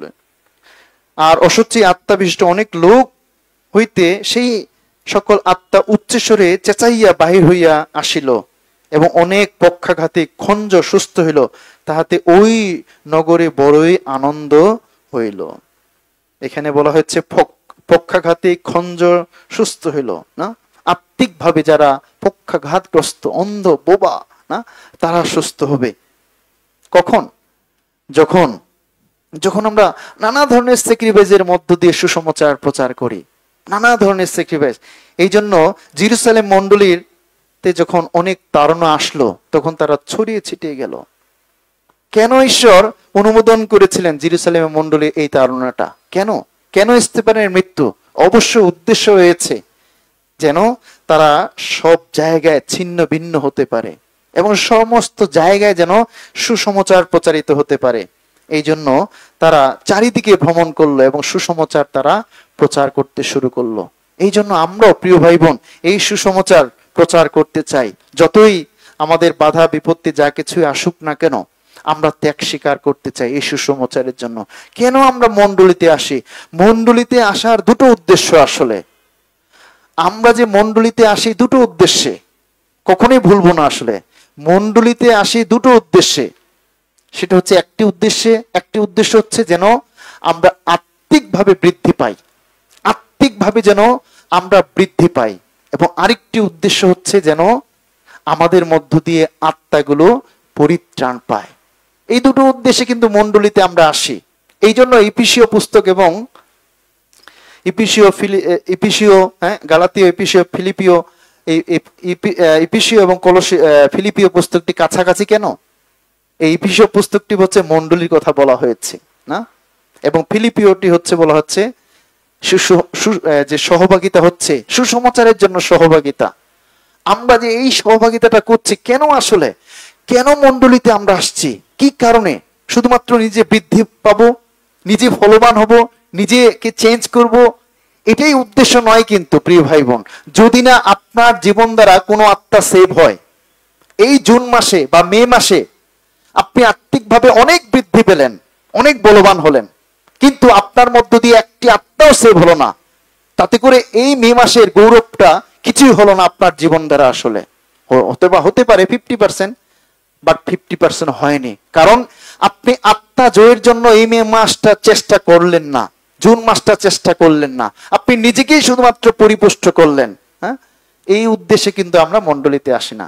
সুতরাং মণ্ডলীতে আসার দুটো উদ্দেশ্য আসলে, একটা হচ্ছে নিজে বৃদ্ধি পাওয়া, ফল আমরা যেন নিজেই শক্তিশালী হতে পারি এবং সুসমাচার প্রচার করতে পারি, সুসমাচার প্রচার করতে পারি। আমি ধন্যবাদ দেই আমাদের অনেক ব্রাদার সিস্টার, তারা চেষ্টা করছে, আমরা চেষ্টা করছি, করতে চাই, কিন্তু কখনোই এটা গিভ আপ, ত্যাগ করতে চাই না। ইয়েস, যথেষ্ট হয়েছে, মানুষ ফিরছে না, আর আমি কাউকে বলবো না। তাই তো কারো কারো জীবনে হচ্ছে না, আমরা ত্যাগ করে দিয়েছি, না আর কাউকে আমি বলবো না, জিরোমের মতো না। জিরোমিও তিনি সিদ্ধান্ত নিয়েছিলেন, জিরোমের 20 অধ্যায়, যে আমি আর কাউকে বলবো না, কারণ মানুষগুলো ঠাট্টা করছে, বিদ্রুপ করছে, আমাকে আমার বিপক্ষে আসছে, এই জন্য আমি মুখটা আমার বন্ধ করে রাখবো, কাউকে সুসমাচার দেব না। বাট জিরোমিওর ভিতরে যে বাক্যগুলো রয়েছিল, এই বাক্যগুলো তাকে প্রজ্বলিত করেছিল, আগুন জ্বালিয়েছিল। এবং এই জন্য প্রিয় ভাই বোন, আসুন আমরা যেন আত্মিকভাবে শুধুমাত্র বৃদ্ধি পাওয়া এটা নয় যে শুধুমাত্র আমরা বৃদ্ধি পাবো। আত্মিকভাবে বৃদ্ধি পাওয়া মানে আমার মধ্য দিয়ে যেন মে মাসে, জুন মাসে আত্মাগুলো পরিত্রাণ পেতে পারে। প্রত্যেক মাসের কাউন্টিংটা করতে চাই, প্রত্যেক মাসের, যে এই জুন মাসে আমার মধ্য দিয়ে একটি আত্মাকেও কি ফিরাতে পেরেছে কিনা, আমি কি ফিরাতে পেরেছি কিনা, প্রশ্ন করুন নিজেকে। আমি নিজেকে প্রশ্ন করি, এই জুন মাসে একটি আত্মাকেও খ্রিস্টের কাছে নিয়ে আসতে পেরেছি কিনা। এটি হচ্ছে ত্যাগ স্বীকার। এটি খুব কঠিন কাজ, এখানে আমরা অনেকে ব্যর্থ হয়ে যাচ্ছে। আসলে ঘাট ছেড়ে দিয়েছি, আমরা ত্যাগ করেছি। এটা অনেক ত্যাগ স্বীকারের কাজ, সুসমাচার প্রচার করাটা, যদিও এটা অত্যন্ত ইজি কাজ, কিন্তু আবার অনেক কঠিন কাজ, কারণ এর জন্য অনেক ত্যাগ স্বীকার করতে হবে আমাদের। এই জন্য এই ত্যাগ স্বীকার অবশ্যই আমাদের করতে হবে। ত্যাগ স্বীকার যেন আমরা করতে পারি, আমাদের ত্যাগ স্বীকারের মধ্য দিয়ে মানুষগুলো পরিত্রাণ পাবে, মানুষগুলো পরিত্রাণ পাবে, আত্মিকভাবে আমরা বৃদ্ধি পাবো। এই জন্য কখনোই এই ত্যাগ স্বীকার বন্ধ করব না। এই ত্যাগ স্বীকার, এই স্যাক্রিফাইস কখনোই যেন স্টপ না করি, কোনো না কোনো কারণে স্টপ করে দিই আমরা, কোনো না কোনো কারণে আমরা এটাকে জলাঞ্জলি দিয়ে দিই। এটা যেন না হয়, আমরা যেন সবসময়ের জন্য ত্যাগ স্বীকার করতে পারি। প্রিয় ভাই বোন, যেভাবে আমরা দ্বিতীয় রাজাবলিতে দেখেছি, সেই 4 জন কুষ্ঠরোগী ছিল, তারা ত্যাগ স্বীকার করেছিল না? তারা সমস্ত খাদ্যদ্রব্য একাই ভক্ষণ করেনি, মানুষগুলো দুর্ভিক্ষে মারা যাচ্ছে, তারা সংবাদ দিয়েছিল। সেই সংবাদ, এই জন্য আমরাও এই যে আত্মাগুলো ক্ষুধার্ত, আসলে আত্মাগুলো পরিত্রাণবিহীন অবস্থায় রয়েছে, আমরা যেন সেই গুড নিউজটা দিতে পারি। আমরা অনন্ত জীবনের নিশ্চয়তা পেয়েছি, এবং কখনোই যেন সেমিনারের আশায় বসে না থাকি। সেমিনার আর হবে না, আসলে সেমিনারের পথে আমরা আসলে যেতে চাই না, কারণ সেমিনারের রেজাল্টটা খুবই কম আমরা দেখেছি। কাউন্সিলিং এ যেতে চাই, কাউন্সিলিং। এখন আমাদের টার্গেট হচ্ছে কাউন্সিলিং করা, 1 by 1, 2 জন 3 জনের সঙ্গে, ওই বড় করে বাইবেল সেমিনার হয়ে বড় করে ওই বাইবেল সেমিনারের রেজাল্টটা আমরা পাইনি আছে। এই জন্য ওই বাইবেল সেমিনার আশায় আমরা কেউ বসে থাকবো না, আমরা পার্সোনাল কাউন্সিলিং এর জন্য চেষ্টা করি। কারণ তার আগমন খুবই সন্নিকট। 1 করিন্থীয় 9 অধ্যায়, এখানে প্রেরিত পৌল তিনি বলেছেন, 1 করিন্থীয় 9 অধ্যায়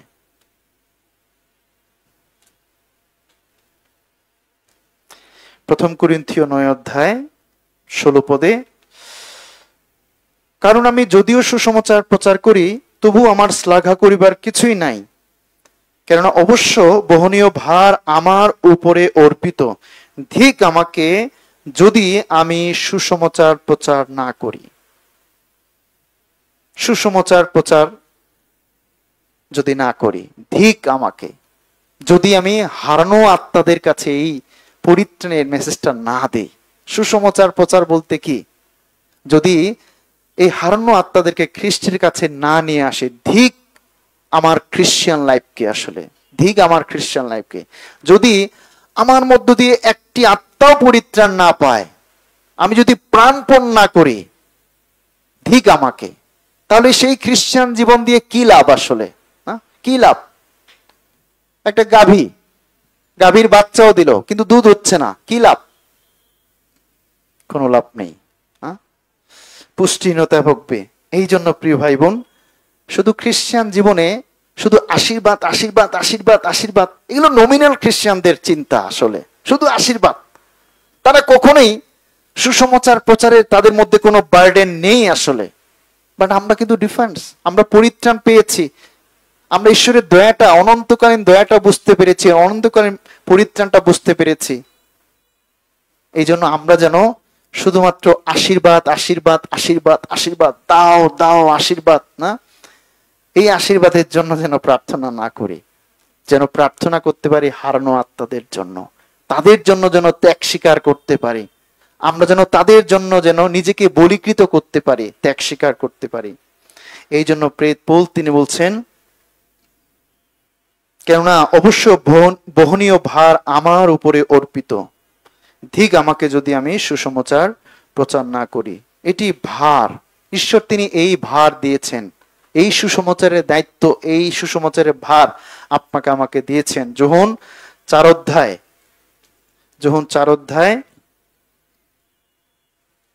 35 পদে বলা হয়েছে, যোহন 4 অধ্যায় 35 পদ, তোমরা কি বলো না, আর 4 মাস পরে শস্য কাটিবার সময় হইবে? দেখো আমি তোমাদিগকে বলিতেছি, চক্ষু তুলিয়া ক্ষেত্রের প্রতি দৃষ্টিপাত করো, শস্য এখনই কাটিবার মতো শ্বেতবর্ণ হইয়াছে। চক্ষু তুলিয়া ক্ষেত্রের প্রতি দৃষ্টিপাত করো। আমরা যেন এই শেষ সময়ে যিশুর যে আগমনের চিহ্নগুলো আমরা আসলে দেখতে পাচ্ছি, এখন শস্য চয়নের সময়, হারভেস্টের সময় না, এখন যেন আমরা সুসমাচার প্রচার করতে পারি। মূল ফোকাসটা হচ্ছে সুসমাচার প্রচার করা। আমরা যেন ক্ষেত্রের প্রতি দৃষ্টিপাত করতে পারি। ক্ষেত্র বলতে কি? এখনো অনেক মানুষ পরিত্রাণ পায়নি। আসলে আমাদের জাগতিক আশীর্বাদের থেকেও এই হারানো আত্মাদের এই আশীর্বাদটা আমাদের জন্য খুব দরকার। আসলে প্রভু এই আশীর্বাদটা করো, আমাকে অনেক হারানো আত্মা দাও, যেন আমার মধ্য দিয়ে অনেক আত্মা পরিত্রাণ পেতে পারে।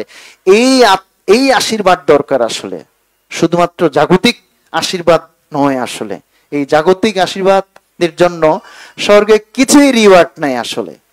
বাট যখন আপনার আমার মধ্য দিয়ে অনেক হারানো আত্মা পরিত্রাণ পাবে, তখন তিনি আমাদিগকে রিওয়ার্ড দিবেন। দানিয়েল 12:3 বলা হয়েছে, হ্যাঁ, সে গৌরবটা কি ধরনের হবে? আপনাকে আমাকে যে গৌরবটা দেওয়া হবে, যারা অনেককে ধার্মিকতার প্রতি ফিরায় তাদেরকে ঈশ্বর তিনি গৌরবান্বিত করবেন, মহিমান্বিত করবেন, প্রতাপান্বিত করবেন। দানিয়েল 12:3। আর যাহারা বুদ্ধিমান তাহারা বিতানের দীপ্তির ন্যায়, যাহারা অনেককে ধার্মিকতার প্রতি ফিরায় তাহারা তারকাগণের ন্যায় অনন্তকাল দেদীপ্যমান হইবে। অনন্তকাল, অনন্তকালীন আশীর্বাদ, অনন্তকালীন গ্লোরি আপনাকে আমাকে দেওয়া হবে যারা অনেককে ধার্মিকতার প্রতি ফিরায়, অনেককে। এই জন্য এই শেষ সময়ে প্রভু যীশু খ্রিস্ট তিনি আসছেন না, তিনি অপেক্ষা করছেন। 2 পিতর 3 বলা হয়েছে 8 এবং 9 তিনি অপেক্ষা করছেন। কেন তিনি আসছেন না? যদিও এখন অনেক উপহাস চলছে যে যিশুর আগমন নাই, হয়তোবা আমাদের অন্তরেও কারো কারো মধ্যে এই প্রত্যাশা হারিয়ে গেছে যে যিশু কি সত্যি আসবেন। আমাদের অন্তরের মধ্যে সেই প্রত্যাশা হয়তোবা কারো কারো মধ্যে নেই। এই জন্য হয়তোবা আমরা ঘুমিয়ে আছি, এই জন্য হয়তোবা জগতে আমরা ঘুমিয়ে স্বপ্ন দেখছি, জগতের জন্য আসলে ঘুমিয়ে আছে। এফেসীয় 5:14-15 হে জাগ্রত, আমরা যেন জাগ্রত, হে নিদ্রাগত ব্যক্তি সকল তোমরা জাগ্রত হও, জাগ্রত হও। আমরা যেন জেগে উঠতে পারি, যেন সুসমাচারের জন্য আমরা যেন ত্যাগ স্বীকার করতে পারি, আরো যেন ত্যাগ স্বীকার করতে পারি আরো, এবং আমাদের খ্রিস্টান জীবন যেন সত্যি আমরা যেন আরো ত্যাগ করতে পারি, ত্যাগ স্বীকার করতে পারি। আমরা অবশ্যই বিভিন্ন বিষয়ে ত্যাগ স্বীকার করছি, আরো আমরা ত্যাগ স্বীকার করতে চাই। এবং আরেকটি বিষয় আমরা ত্যাগ স্বীকার করতে চাই, আদিপুস্তক 14 দেখি। আমাদের জীবন, আমাদের সময় সবকিছুই আমরা প্রভুকে দিতে চাই, ত্যাগ স্বীকার করতে চাই, ত্যাগী হতে চাই, এবং আমাদের জীবন প্রত্যেকটি বিষয়ে ত্যাগ স্বীকার করতে চাই। আদিপুস্তক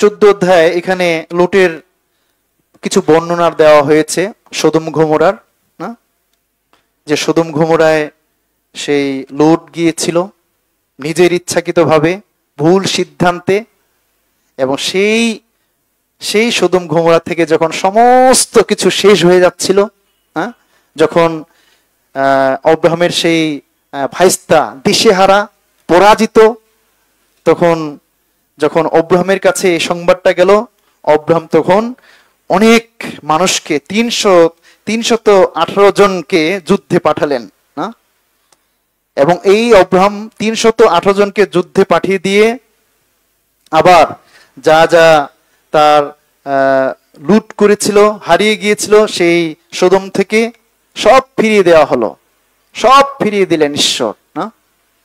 এবং তার ফলে 17 বলেছে, অব্রাহাম কর্দমময়কে ও তাহার সঙ্গী রাজগণকে জয় করিয়া ফিরিয়া আসিলে পর সদমের রাজা তাহার সহিত সাক্ষাৎ করিতে সাবি তলভূমিতে, অর্থাৎ রাজার তলভূমিতে গমন করিলেন, এবং শালোমের রাজা মলকিসেদক রুটি ও দ্রাক্ষারস বাহির করিয়া আনিলেন। তিনি ছিলেন পরাৎপর ঈশ্বরের যাজক। তিনি অব্রাহামকে আশীর্বাদ করিলেন, বলিলেন, অব্রাহাম স্বর্গমর্তের অধিকারী, পরাৎপর ঈশ্বরের আশীর্বাদ হন, আর পরাৎপর ঈশ্বর ধন্য হন, যিনি আপনার বিপক্ষগণকে আপনার হস্তে সমর্পণ করিয়াছেন। তখন অব্রাহাম সমস্ত দ্রব্যের দশমাংশ তাহাকে দিলেন। আর সদমের রাজা অব্রাহামকে কহিলেন, মনুষ্য সকল আমাকে দিউন, ধন সম্পদ আপনার জন্য লোন। তখন অব্রাহাম সদমের রাজাকে উত্তর করিলেন, আমি স্বর্গমর্তের অধিকারী পরাৎপর ঈশ্বর সদাপ্রভুর উদ্দেশ্যে হস্ত উঠাইয়া কহিতেছি, আমি আপনার কিছুই লইব না, এক গাছি সুতা কি পাদুকার বন্ধনীও লইব না, পাছে আপনি বলেন আমি অব্রাহামকে ধনবান করিয়াছি। আমরা এখানকার প্রেক্ষাপটটা জানি যে যখন অব্রাহামের মধ্য দিয়ে সেই সদম গমোরা যেটা পরাজিত হয়েছিল, এবং সমস্ত যা কিছুই আছে সব লুট হয়ে গেছিল, এবং অব্রাহামের সৈন্যবাহিনীর মধ্য দিয়ে আবার সেটা সবকিছু ফিরে পেল। এবং তারপরে অব্রাহাম কৃতজ্ঞতা হৃদয় থেকে তিনি সেই মলকিসেদককে তিনি দশমাংশ দিলেন না। অর্থাৎ যখন এই 19 পদে বলা হয়েছে, 18 পদে সলোমের রাজা মলকিসেদক রুটি ও দ্রাক্ষরস বাহির করে আনিলেন, তিনি ছিলেন পরাৎপর ঈশ্বরের যাজক। এই মলকিসেদক আসলে কে? এটি ইব্রিয় 7 অধ্যায়ে মলকিসেদকের বর্ণনা করা হচ্ছে যে এই মলকিসেদক হচ্ছে প্রভু যীশু খ্রিস্টের প্রতীক, যার কোনো আদি অন্ত কিছুই ছিল না, প্রভু যীশু খ্রিস্টের প্রতীক। এবং অব্রাহাম কি করলেন? কৃতজ্ঞতা হৃদয় থেকে যা কিছুই অর্জন হলো, আবার ফিরে পাওয়া হলো, এই কৃতজ্ঞতা হৃদয় থেকে ঈশ্বরকে তিনি দশমাংশ দিলেন। এইটা একটা গ্রেট স্যাক্রিফাইস আসলে, এই দশমাংশ উপহার দেওয়াটা। এটি আসলে জোর করেও নয়, ফোর্স করেও নয় আসলে, না। আপনার কোটি কোটি টাকা থাকতে পারে, লাখ লাখ হাজার হাজার টাকা থাকতে পারে, আপনি মাসে হয়তো অনেক টাকা ইনকাম করতে পারেন, না। কিন্তু আপনার যদি কৃতজ্ঞতার হৃদয় না থাকে, আপনি সেখান থেকে প্রভুকে কিছুই দিতে পারবেন না।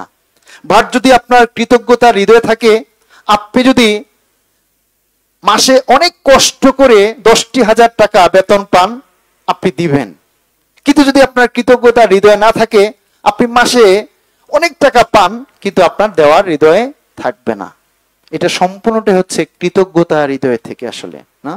অর্থাৎ আমি কি এটা বিশ্বাস করি যে আমার এই চাকরি, আমার এই টাকা, আমার এই দেহ, আমার এই পরিবার সবগুলোই ঈশ্বরের কাছ থেকে, সব অব্রাহাম যেটা মনে করেছিলেন, বিশ্বাস করেছিলেন, সেই কৃতজ্ঞতার হৃদয় থেকে অব্রাহাম তিনি দিয়েছিলেন।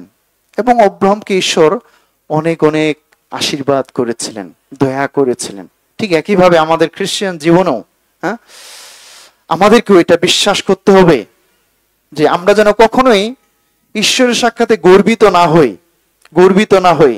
অর্থাৎ আমি সুস্থ আছি আমার প্রচেষ্টার গুণে, আমার চাকরি হয়েছে আমার ব্রেন এবং এডুকেশনের ব্যাকগ্রাউন্ডের জন্যই আমার চাকরি হয়েছে, আমি প্রাণপণ করছি বিধায় এত টাকা স্যালারি পাচ্ছি।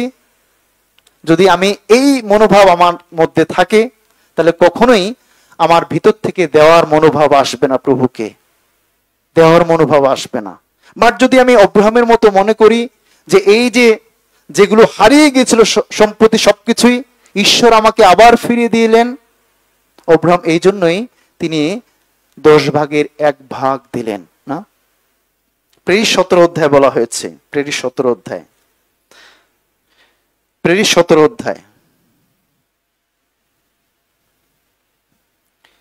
24-25, ঈশ্বর যিনি জগৎ ও সমস্ত বস্তু নির্মাণ করিয়েছেন, তিনি স্বর্গের ও পৃথিবীর প্রভু, সুতরাং হস্ত নির্মিত মন্দিরে বাস করেন না, কোনো কিছুর অভাব প্রযুক্ত মনুষ্যদের হস্ত দ্বারা সেবিত হন না। তিনি সকলকে জীবন শ্বাস সমস্তই দিতেছেন। সমস্তই বলতে কি? Everything god is providing, giving always, সব সময় যেন প্রতিদিন তিনি দিচ্ছেন। আপনার চাকরি, আপনার টাকা, আপনার পরিবার, আপনার সন্তান, আপনার সুস্বাস্থ্য, আপনার ব্রেন, আপনি এখনো হসপিটালে নাই, আপনি ভালোভাবে সুন্দরভাবে সুস্থ আছেন, সব প্রভুর দান। প্রভু আমাদেরকে দিয়েছেন, সব তিনি দিচ্ছেন। এই কৃতজ্ঞতার হৃদয়। শুধু তাই নয় প্রিয় ভাই বোন, 1 করিন্থীয় দেখি আমরা, 1 করিন্থীয়। আসুন না আমরা কৃতজ্ঞ হই প্রভুর কাছে, সবকিছুর জন্যই কৃতজ্ঞ হই। যা আমার আছে সবকিছুর জন্য কৃতজ্ঞ হওয়া, সবকিছুর জন্য ঈশ্বরকে ধন্যবাদ দেওয়া, সবকিছুর জন্য কৃতজ্ঞ হওয়া ঈশ্বরের কাছে। 1 করিন্থীয় 6 অধ্যায় 9-19 পদ থেকে পড়ি। অথবা তোমরা কি জানো না তোমাদের দেহ পবিত্রতার মন্দির, যিনি তোমাদের অন্তরে থাকেন, যাহাকে তোমরা ঈশ্বর হতে প্রাপ্ত হইয়াছ, আর তোমরা নিজের নও, কারণ মূল্য দ্বারা কৃত হইয়াছ। অতএব তোমাদের দেহে ঈশ্বরের গৌরব করো। মূল্য দ্বারা ক্রয় করা হয়েছে। যেভাবে আমাদের শুধু পাপটার মূল্য পরিশোধ করেছেন তা নয়, ইভেন আমাদের জীবনের মূল্য পরিশোধ করা হয়েছে, আমাদেরকে ক্রয় করা হয়েছে, আসলে ক্রয় করা হয়েছে। অতএব আমার যা কিছুই আছে প্রভুর, সবই প্রভুর আসলে, না? সব প্রভুর, যা কিছুই আমার আছে সব প্রভুর। এবং এই যে মহৎ পরিত্রাণ আমরা পেয়েছি, এটা প্রভু আমাদেরকে ভালোবেসে পরিত্রাণ করেছেন, না? এই জন্য একমাত্র আমি বিশ্বাস করি এটা, যারা সত্যি সত্যি পরিত্রাণ পায়, যারা সত্যি সত্যি পরিত্রাণ পায়, আত্মায় পরিত্রাণ পায়, তারা স্যাক্রিফাইস না করে থাকতে পারে না, তারা না দিয়ে থাকতে পারবে না।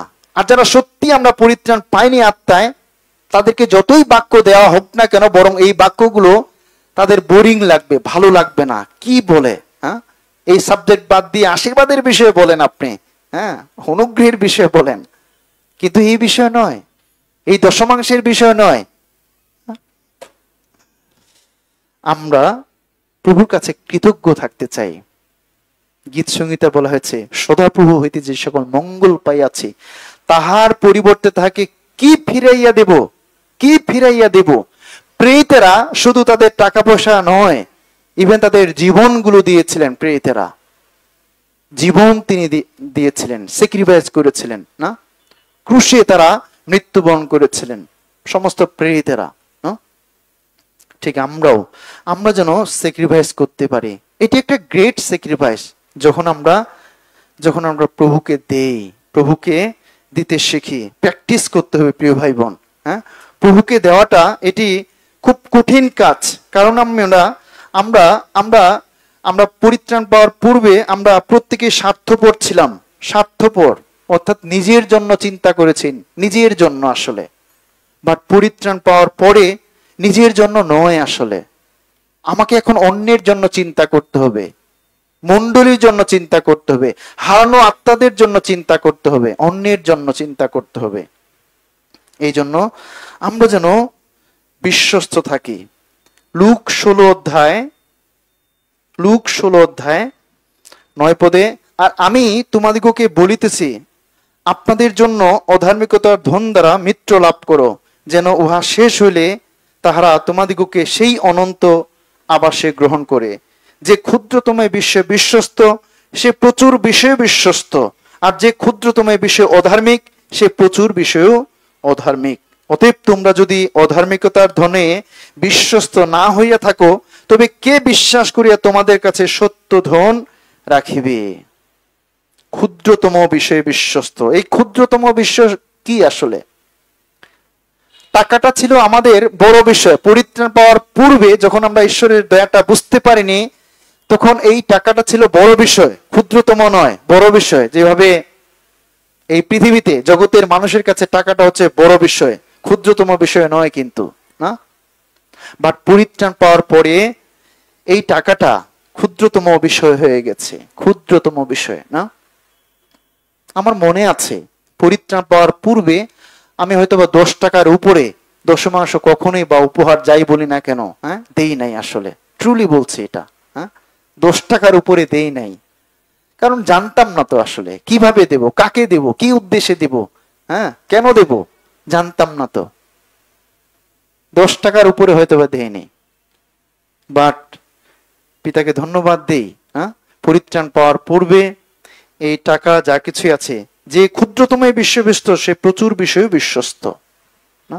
আমরা যেন এই টাকাটাকে বড় বিষয় না মনে করি, আসলে, হ্যাঁ, বড় বিষয় না মনে করি। এটা ঈশ্বর ক্ষুদ্রতম বিষয় মনে করছেন, একেবারেই ক্ষুদ্রতম বিষয়, না? এখানে যদি এই ক্ষুদ্রতম বিষয় যদি বিশ্বস্ত হতে পারি, তাহলে তিনি আমাদিগকে বড় বিষয়েও বিশ্বস্ত করবেন, বড় বিষয় বিশ্বস্ত করবেন, না? এই জন্য আসুন না এই ক্ষুদ্রতম বিষয়ে বিশ্বস্ত হই। আমরা যেন এই যে টাকা পয়সাটা আমরা মাসিক হিসেবে পাই, এটা সম্পূর্ণটাই যদি পরিবারের কাজে লাগাই আমরা, না? তাহলে আমি কে আসলে? আমি একজন স্বার্থপর, আমি একজন কৃপণ আসলে ঈশ্বরের দৃষ্টিতে। ঈশ্বর আমাকে কিভাবে আশীর্বাদ করবেন? ঈশ্বরের কাছে আমি কৃতজ্ঞ না, ঈশ্বরকে আমি ধন্যবাদ দিচ্ছি না, কিভাবে তিনি আশীর্বাদ করবেন? অবশ্যই তিনি আপনাকে আমাকে আশীর্বাদ করতে চান, না? দ্বিতীয় করিন্থীয় 9 অধ্যায়। আমি জানি যে এই বিষয়টা শুনতে অনেকেরই ভালো লাগবে না, বাট শুনতে হবে। পাস্টর চই বলছেন যেন এই উপহার দশমাংশের বিষয়ে সব সময়ের জন্য বলা হয়, সবাইকেই সব সময়ের জন্য। হ্যাঁ, উপহার দশমাংশের বিষয়ে সব সময়ের জন্য মণ্ডলীতে প্রচারিত হয়, কিন্তু ভয় হয়। হ্যাঁ, কারণ এটি আমাদের কাছে কারো কারো বিষয় এখনো ক্ষুদ্রতম বিষয় নয়, বৃহত্তম বিষয়। আসলে টাকা দিব 1000 টাকা, 500 টাকা, 200 টাকা মণ্ডলীতে ফ্রিলি, নো। এটা তো আমার কর্ম প্রচেষ্টা, আমি চাকরি করছি, আমার কত পরিশ্রম করছি, আমি কত পরিশ্রমের মধ্য দিয়ে এই 10,000 বা 15,000 বা 20,000 টাকা পাচ্ছি, হ্যাঁ, এখান থেকে দেব না, কখনোই না। হ্যাঁ, এটা আমার পরিবারের জন্য প্রভু আমাকে দিচ্ছেন, তিনি আপনাকে আমাকে আশীর্বাদ করবেন না। 2 কোরিন্থীয় 9 অধ্যায় 6 পদ থেকে, কিন্তু আমি বলি এই যে অল্প পরিমাণে বীজ বুনে সে অল্প পরিমাণে শস্য কাটিবে, আর যে ব্যক্তি আশীর্বাদের সহিত বীজ বুনে সে আশীর্বাদের সহিত শস্য কাটিবে। প্রত্যেক ব্যক্তি আপন আপন হৃদয়ে যেরূপ সংকল্প করিয়াছে তদনুসারে দান করুক, মনোদুঃখপূর্বক কিংবা আবশ্যক বলিয়া না দেউক, কেননা ঈশ্বর হৃষ্টচিত্ত দাতাকে ভালোবাসেন। আমরা যেন যে পরিমাণে আমরা বীজ বপন করব, যে পরিমাণে আমি স্যাক্রিফাইস করব, সেই পরিমাণে আমি শস্য পাবো, আসলে ফল পাবো, হ্যাঁ, আশীর্বাদ পাবো, রিওয়ার্ড পাবো না। প্রত্যেক ব্যক্তি আমরা যেন হৃদয়ে সংকল্প করতে পারি, আসলে সংকল্প পরিকল্পনা করে। যখন বেতনটি পাই তখন সংকল্পে বসি, পরিকল্পনায় বসি, আসলে খাতা কলম নিয়ে বসি। হ্যাঁ, প্লিজ। যখন মাসে অনেক কঠোর পরিশ্রম করে আপনি কয়েকটি টাকা পান, আমি কয়েকটি টাকা পাই, তখন কলম নিয়ে বসি। কি কি? বহুমুখীতে এত, ক্রেডিটে এত, খাওয়ায় এত, তারপরে চিলড্রেন বেতনে এত, স্কুলে এত, খাওয়া দাওয়ায় এত, হ্যাঁ, ও লোনে এত, তারপরে লাস্টে দশমাংশ নয়, বরং প্রথমটাই দশমাংশে এত লিখুন প্লিজ। হ্যাঁ, এটা প্র্যাকটিস করুন। আমি এটা প্র্যাকটিস করি, প্রথমে দশমাংশটা লিখি, তারপরে মহাজনগুলোর নাম লিখি। হ্যাঁ, প্রত্যেকেই তো মহাজন, আসলে পৃথিবীটাই মহাজন। হ্যাঁ, প্রত্যেকটি, মানে কোনো কিছু ফ্রি পাচ্ছি না, স্বর্গে ফ্রি পাবো, সবকিছুই ফ্রি, পরিত্রাণ যেহেতু ফ্রি পেয়েছি, স্বর্গে সবকিছু ফ্রি, বাট পৃথিবীতে, এই পৃথিবীটা মহাজন, আসলে বড় মহাজন। হ্যাঁ, এই জন্য খাতা কলম নিয়ে বসতে হবে, প্রত্যেকটি মহাজনকে পরিশোধ করতে হবে। হ্যাঁ, ফি কত, টিউশনি ফি কত, হ্যাঁ, খাবারে, মাছে, ডিমে কত কত কত। হ্যাঁ, লাস্টে দশমাংশটা রাখবেন না। লাস্টে হিসেবের খাতায় যদি লাস্টে দশমাংশটা রাখেন, দেখবেন যে কুলাতে পারবেন না, প্লিজ। বাট প্রথমেই দশমাংশটা রাখেন। হ্যাঁ, আপনি আগে দেখে নেন যে কত হচ্ছে। যদি 10,000 হয়, সেখান থেকে কত আসবে ব্রাদার? ব্রাদার শুভ 1,000। বর্তমানে আমাদের ট্রেজারার হিসেবে ব্রাদার শুভ আছে। হ্যাঁ, অত্যন্ত বিশ্বস্ত ব্রাদার না, তিনি আছেন বর্তমানে। এর আগে ইভাঞ্জেলিস্ট জেসন তিনি ছিলেন। হ্যাঁ, সাথে আমাদের ভালোবাসার ইভাঞ্জেলিস্টরাও আছেন। হ্যাঁ, ইভাঞ্জেলিস্ট সুনীল ছিলেন, তিনি এখনো আছেন। হ্যাঁ, তো এই জন্য আমরা যেন সংকল্প করি, আসলে হৃদয়ে সংকল্প। কষ্ট করে দেওয়ার দরকার নেই, আসলে প্রভুকে কখনোই কষ্ট করে কোনো কিছু দেব না। হ্যাঁ, যদি ভিতরে 10 টাকা আসে, 10 টাকায় দিয়ে দিই, ঠিক আছে। যদি ভিতরে বেশি আসে, ওকে দিয়ে দিই। হ্যাঁ, কিন্তু কষ্ট করে দেব এটা যেন না হয়। যেরূপ সংকল্প করিয়াছি তদনুসারে দান করি আমরা, মনোদুঃখ পূর্বক কিংবা আবশ্যক বলিয়া না দেখ। হৃষ্ট চিত্ত দাতাকে অনেক ভালোবাসেন, সত্যি তাদেরকে ব্লেসিংস করেন। হ্যাঁ, ব্লেসিংস করেন, আশীর্বাদ করেন। হ্যাঁ, আমি ধন্যবাদ দেই আমাদের ভালোবাসার ব্রাদার শুভ। কোন এক সময় তার চাকরি ছিল না আসলে। হ্যাঁ, but he is very faithful about tithe, offering, হ্যাঁ, এভরিথিং। বাট কোন এক সময় হঠাৎ করে তার চাকরি নাই, কিছু নাই আসলে। হ্যাঁ, কি করবে? বাট তারপরও তার বিশ্বস্ততা ছিল, আসলে তারপর তিনি বিশ্বস্ত ছিলেন। মানে এখন প্রভু তাকে আবার যোগান দেওয়া শুরু করেছেন। হ্যাঁ, 8 পদে এই কথা বলা হয়েছে। ঈশ্বর তোমাদিগকে সর্বপ্রকার, বলা হয়েছে সর্বপ্রকার অনুগ্রহের উপচয় দিতে সমর্থ, সর্ববিষয়ে উপচয় দিতে সমর্থ। যেন সর্ববিষয়ে, এখানে প্রত্যেকটি কথা আছে সর্ববিষয়, সর্ববিষয়, সর্বপ্রকার অনুগ্রহে উপচয় দিতে সমর্থ, সর্ববিষয়ে সর্বদা সর্বপ্রকার প্রাচুর্য থাকায় তোমরা সর্বপ্রকার সৎকর্মের নিমিত্ত উপচিয়া পড়ো। সত্যি প্রভুকে দিলে আমরা ঠকি না, আসলে ব্যালেন্স শেষ হবে না। আসলে প্রভুকে যদি সত্যি দেই, আপনার ব্যালেন্স শেষ হবে না, আপনি ঋণে থাকবেন না। আসলে সত্যি তাই, আপনি ঋণের মধ্যে থাকবেন না। প্রভুকে যদি হৃষ্ট চিত্তে দেই, আপনি ঋণের মধ্যে থাকবেন না। ঈশ্বর আপনাকে কোনো না কোনো ভাবে আশীর্বাদ করবেন, যোগান দিবেন প্রত্যেকটি বিষয়ে। এখানে বলছে সর্ববিষয়ে, বলা হয়েছে সর্ববিষয়ে তিনি প্রাচুর্য দিবেন, সর্ববিষয়ে তিনি আশীর্বাদ করবেন। হ্যাঁ, এই জন্য প্রিয় ভাই বোন, আমরা যেন দেই।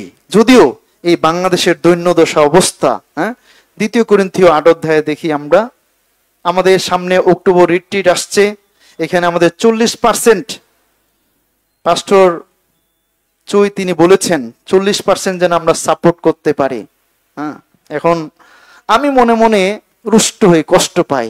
পাস্টর চুই কি জানেন না আমাদের অবস্থাটা, যে বাংলাদেশের অর্থনৈতিক অবস্থা দিনের পর দিন কোথায় যাচ্ছে, চাকরি নাই আমাদের ব্রাদার সিস্টারদের, এবং অর্থনৈতিক অবস্থা আসলেই মন্দ বাংলাদেশের, খুবই খারাপ, চাকরি নাই, অনেক প্রতিষ্ঠান বন্ধ হয়ে গেছে, ব্যাংকগুলোতে টাকা নাই, আসলে অনেক ব্যাংক বন্ধ হয়ে গেছে, অনেক বড় বড় প্রতিষ্ঠানগুলো বন্ধ হয়ে গেছে। আসলে না, আমাদের অনেক ব্রাদার সিস্টার চাকরির অভাবে তারা বাইক চালাচ্ছে, না, অনেক ব্রাদার সিস্টার আছে ওভারটাইম ডিউটি করছে অনেক কষ্ট করে, না। তারপরও পাস্টর চই কেন 40% দিতে বলছেন? কেন বারবার বলা হচ্ছে পাস্টর দৈন্যদশা অবস্থা আমাদের, আমরা খেতে পাচ্ছি না আসলে, হ্যাঁ। তারপরও পাস্টর চই বলছেন দিতে হবে, দিতে হবে, দিতে হবে। হ্যাঁ, এখন এটি পাস্টর চইয়ের কথা নাকি ঈশ্বরের কথা? অবশ্যই 100% এটি ঈশ্বরের কথা, না, অবশ্যই। 2 কোরিন্থীয় 8 অধ্যায় এখানে বলা হয়েছে, 8 অধ্যায়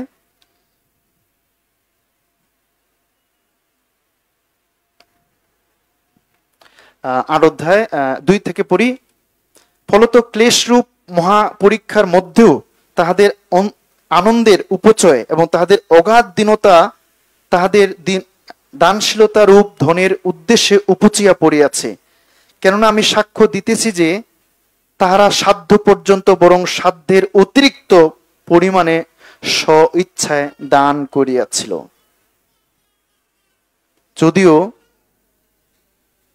যদিও তাদের দৈন্যদশা ছিল, না, এই মাকেদীয় মণ্ডলীর দৈন্যদশা, জেরুজালেম মণ্ডলী এমন অবস্থা যে সেখানে অনেক অভাব।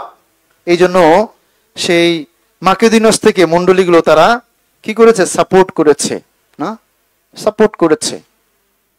যদিও দৈন্যদশা, তারপরেও তারা কিন্তু চেষ্টা করেছে। ঠিক একইভাবে আমরাও যেন, যদিও ঈশ্বর জানেন আমাদের অর্থনৈতিক অবস্থাটা, তারপরেও সবাই মিলে যদি আমরা দেই, না, তাহলে আমাদের উপচয় ঘটবে। আরো আমরা বিভিন্ন জায়গায় সুসমাচার প্রচার করতে পারবো, বিভিন্ন জায়গায় আমরা যেতে পারবো, আসলে বিভিন্ন জনকে সাপোর্ট দিতে পারবো, আসলে না।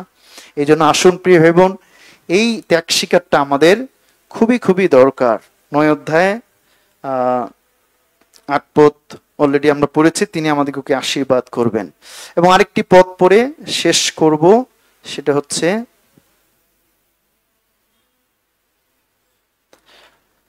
একেবারেই সুপরিচিত একটা অংশ, মালাখি 3 অধ্যায়, মালাখি 3 অধ্যায়, তারপরে আমরা শেষ করব। মালাখি 3 অধ্যায় 8, 9। মনুষ্যকে ঈশ্বরকে ঠকাইবে? তোমরা তো আমাকে ঠকাইয়া থাকো। কিন্তু তোমরা বলিতেছ, কিসে তোমাকে ঠকাইয়াছি? দশমাংশে ও উপহারে। তোমরা অভিশাপে সাপগ্রস্ত। হ্যাঁ, তোমরা এই সমস্ত জাতি আমাকে ঠকাইতেছ।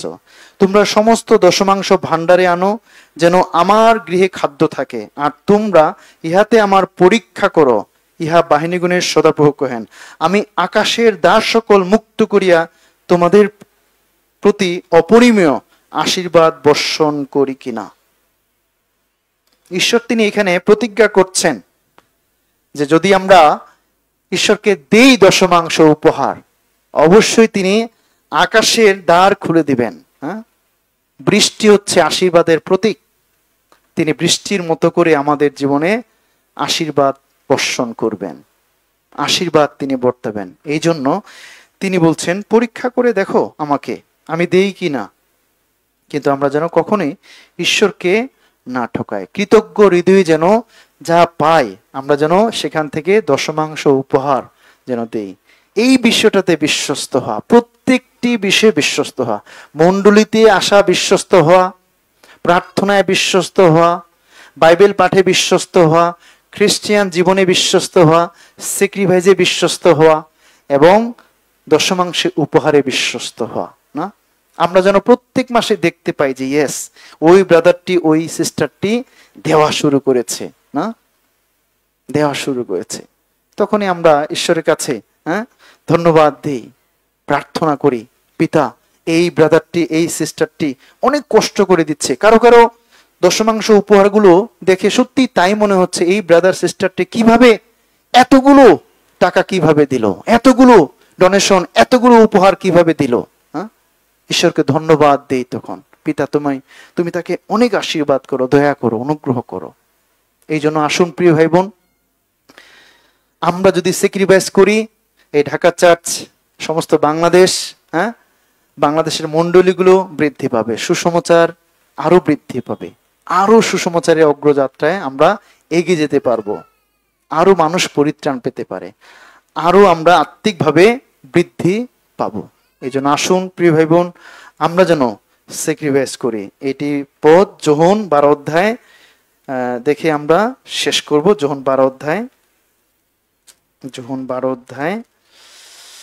24 পদ, সত্য সত্য আমি তোমাদিগকে বলিতেছি, গমের বীজ যদি মৃত্তিকায় পড়িয়া না মরে তবে একটি মাত্র থাকে, যদি মরে তবে অনেক ফল উৎপন্ন করে।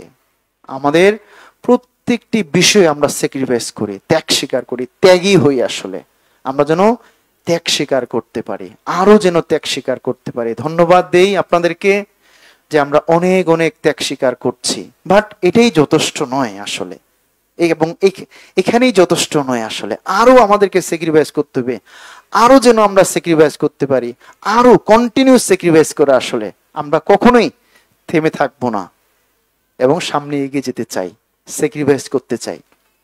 আসুন প্রার্থনা করি, তারপর আমরা শেষ করব। আমাদের স্বর্গীয় ভালোবাসার পিতা, আমরা তোমার ধন্যবাদ করি যে তুমি আমাদেরকে ভালোবেসে মহৎ পরিত্রাণ দান করেছ। সত্যি তোমার স্যাক্রিফাইস, তোমার ত্যাগ স্বীকার, এটা আমাদের চিন্তার বাইরে। তুমি আমাদেরকে ভালোবেসে এই পৃথিবীতে তুমি এসেছ। তুমি যদিও ঈশ্বর পিতা, তুমি মানুষ হয়ে আসলে, তুমি আমাদের পাপের জন্য ক্ষত বিক্ষত হয়েছ, রক্ত দিয়েছ এবং ক্রুশারোপিত হয়েছ, আমাদেরকে পরিত্রাণ দিয়েছ। একইভাবে পিতা, আমরাও যেন তোমার মতো করে নিজেকে প্রভু ত্যাগী করতে পারি, আমরা যেন আরো ত্যাগ স্বীকার করতে পারি তোমার জন্য, মণ্ডলীর জন্য, হারানো আত্মাদের জন্য। পিতা তুমি দয়া করো, আশীর্বাদ করো। যেভাবে প্রেরিতেরা তারা নিজেকে ত্যাগ স্বীকার করেছিল, ত্যাগী হয়েছিল, নিজের জীবনকে তারা উৎসর্গ করেছে, আমরাও যেন প্রভু তাদের মতো ত্যাগী হতে পারি। আমরা যেন আরো যেন নিজেকে স্যাক্রিফাইস করতে পারি।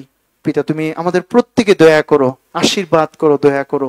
যে যে জায়গায় আমাদের ত্যাগ স্বীকার দরকার, দয়া করো পিতা, যেন সেই জায়গাগুলোতে আমরা আরো নিজের হৃদয়কে খুলে দিয়ে ত্যাগ স্বীকার করতে পারি, যেন সত্যি তোমার রাজ্য ধার্মিকতা আরো বৃদ্ধি পেতে পারে। তুমি দয়া করো, আশীর্বাদ করো আমাদের জীবন, আমাদের পরিবার, আমাদের কার্যক্ষেত্র, মণ্ডলী, প্রত্যেকটি বিষয়ে তুমি আশীর্বাদ করো, দয়া করো পিতা। আমাদেরকে প্রত্যেককে তুমি সুস্থ রাখো, ভালো রেখো এবং শক্তিশালী করো, আত্মিক জাগতিক ভাবে প্রত্যেককে তুমি আশীর্বাদ করো এই শেষ সময়ে। এই ধন্যবাদ, এই প্রার্থনা আমাদের ত্রাণকর্তা মুক্তিদাতা প্রভু যীশু খ্রিস্ট আমরা তোমার নামে চাই, আমেন। থ্যাংক ইউ সবাইকে। আর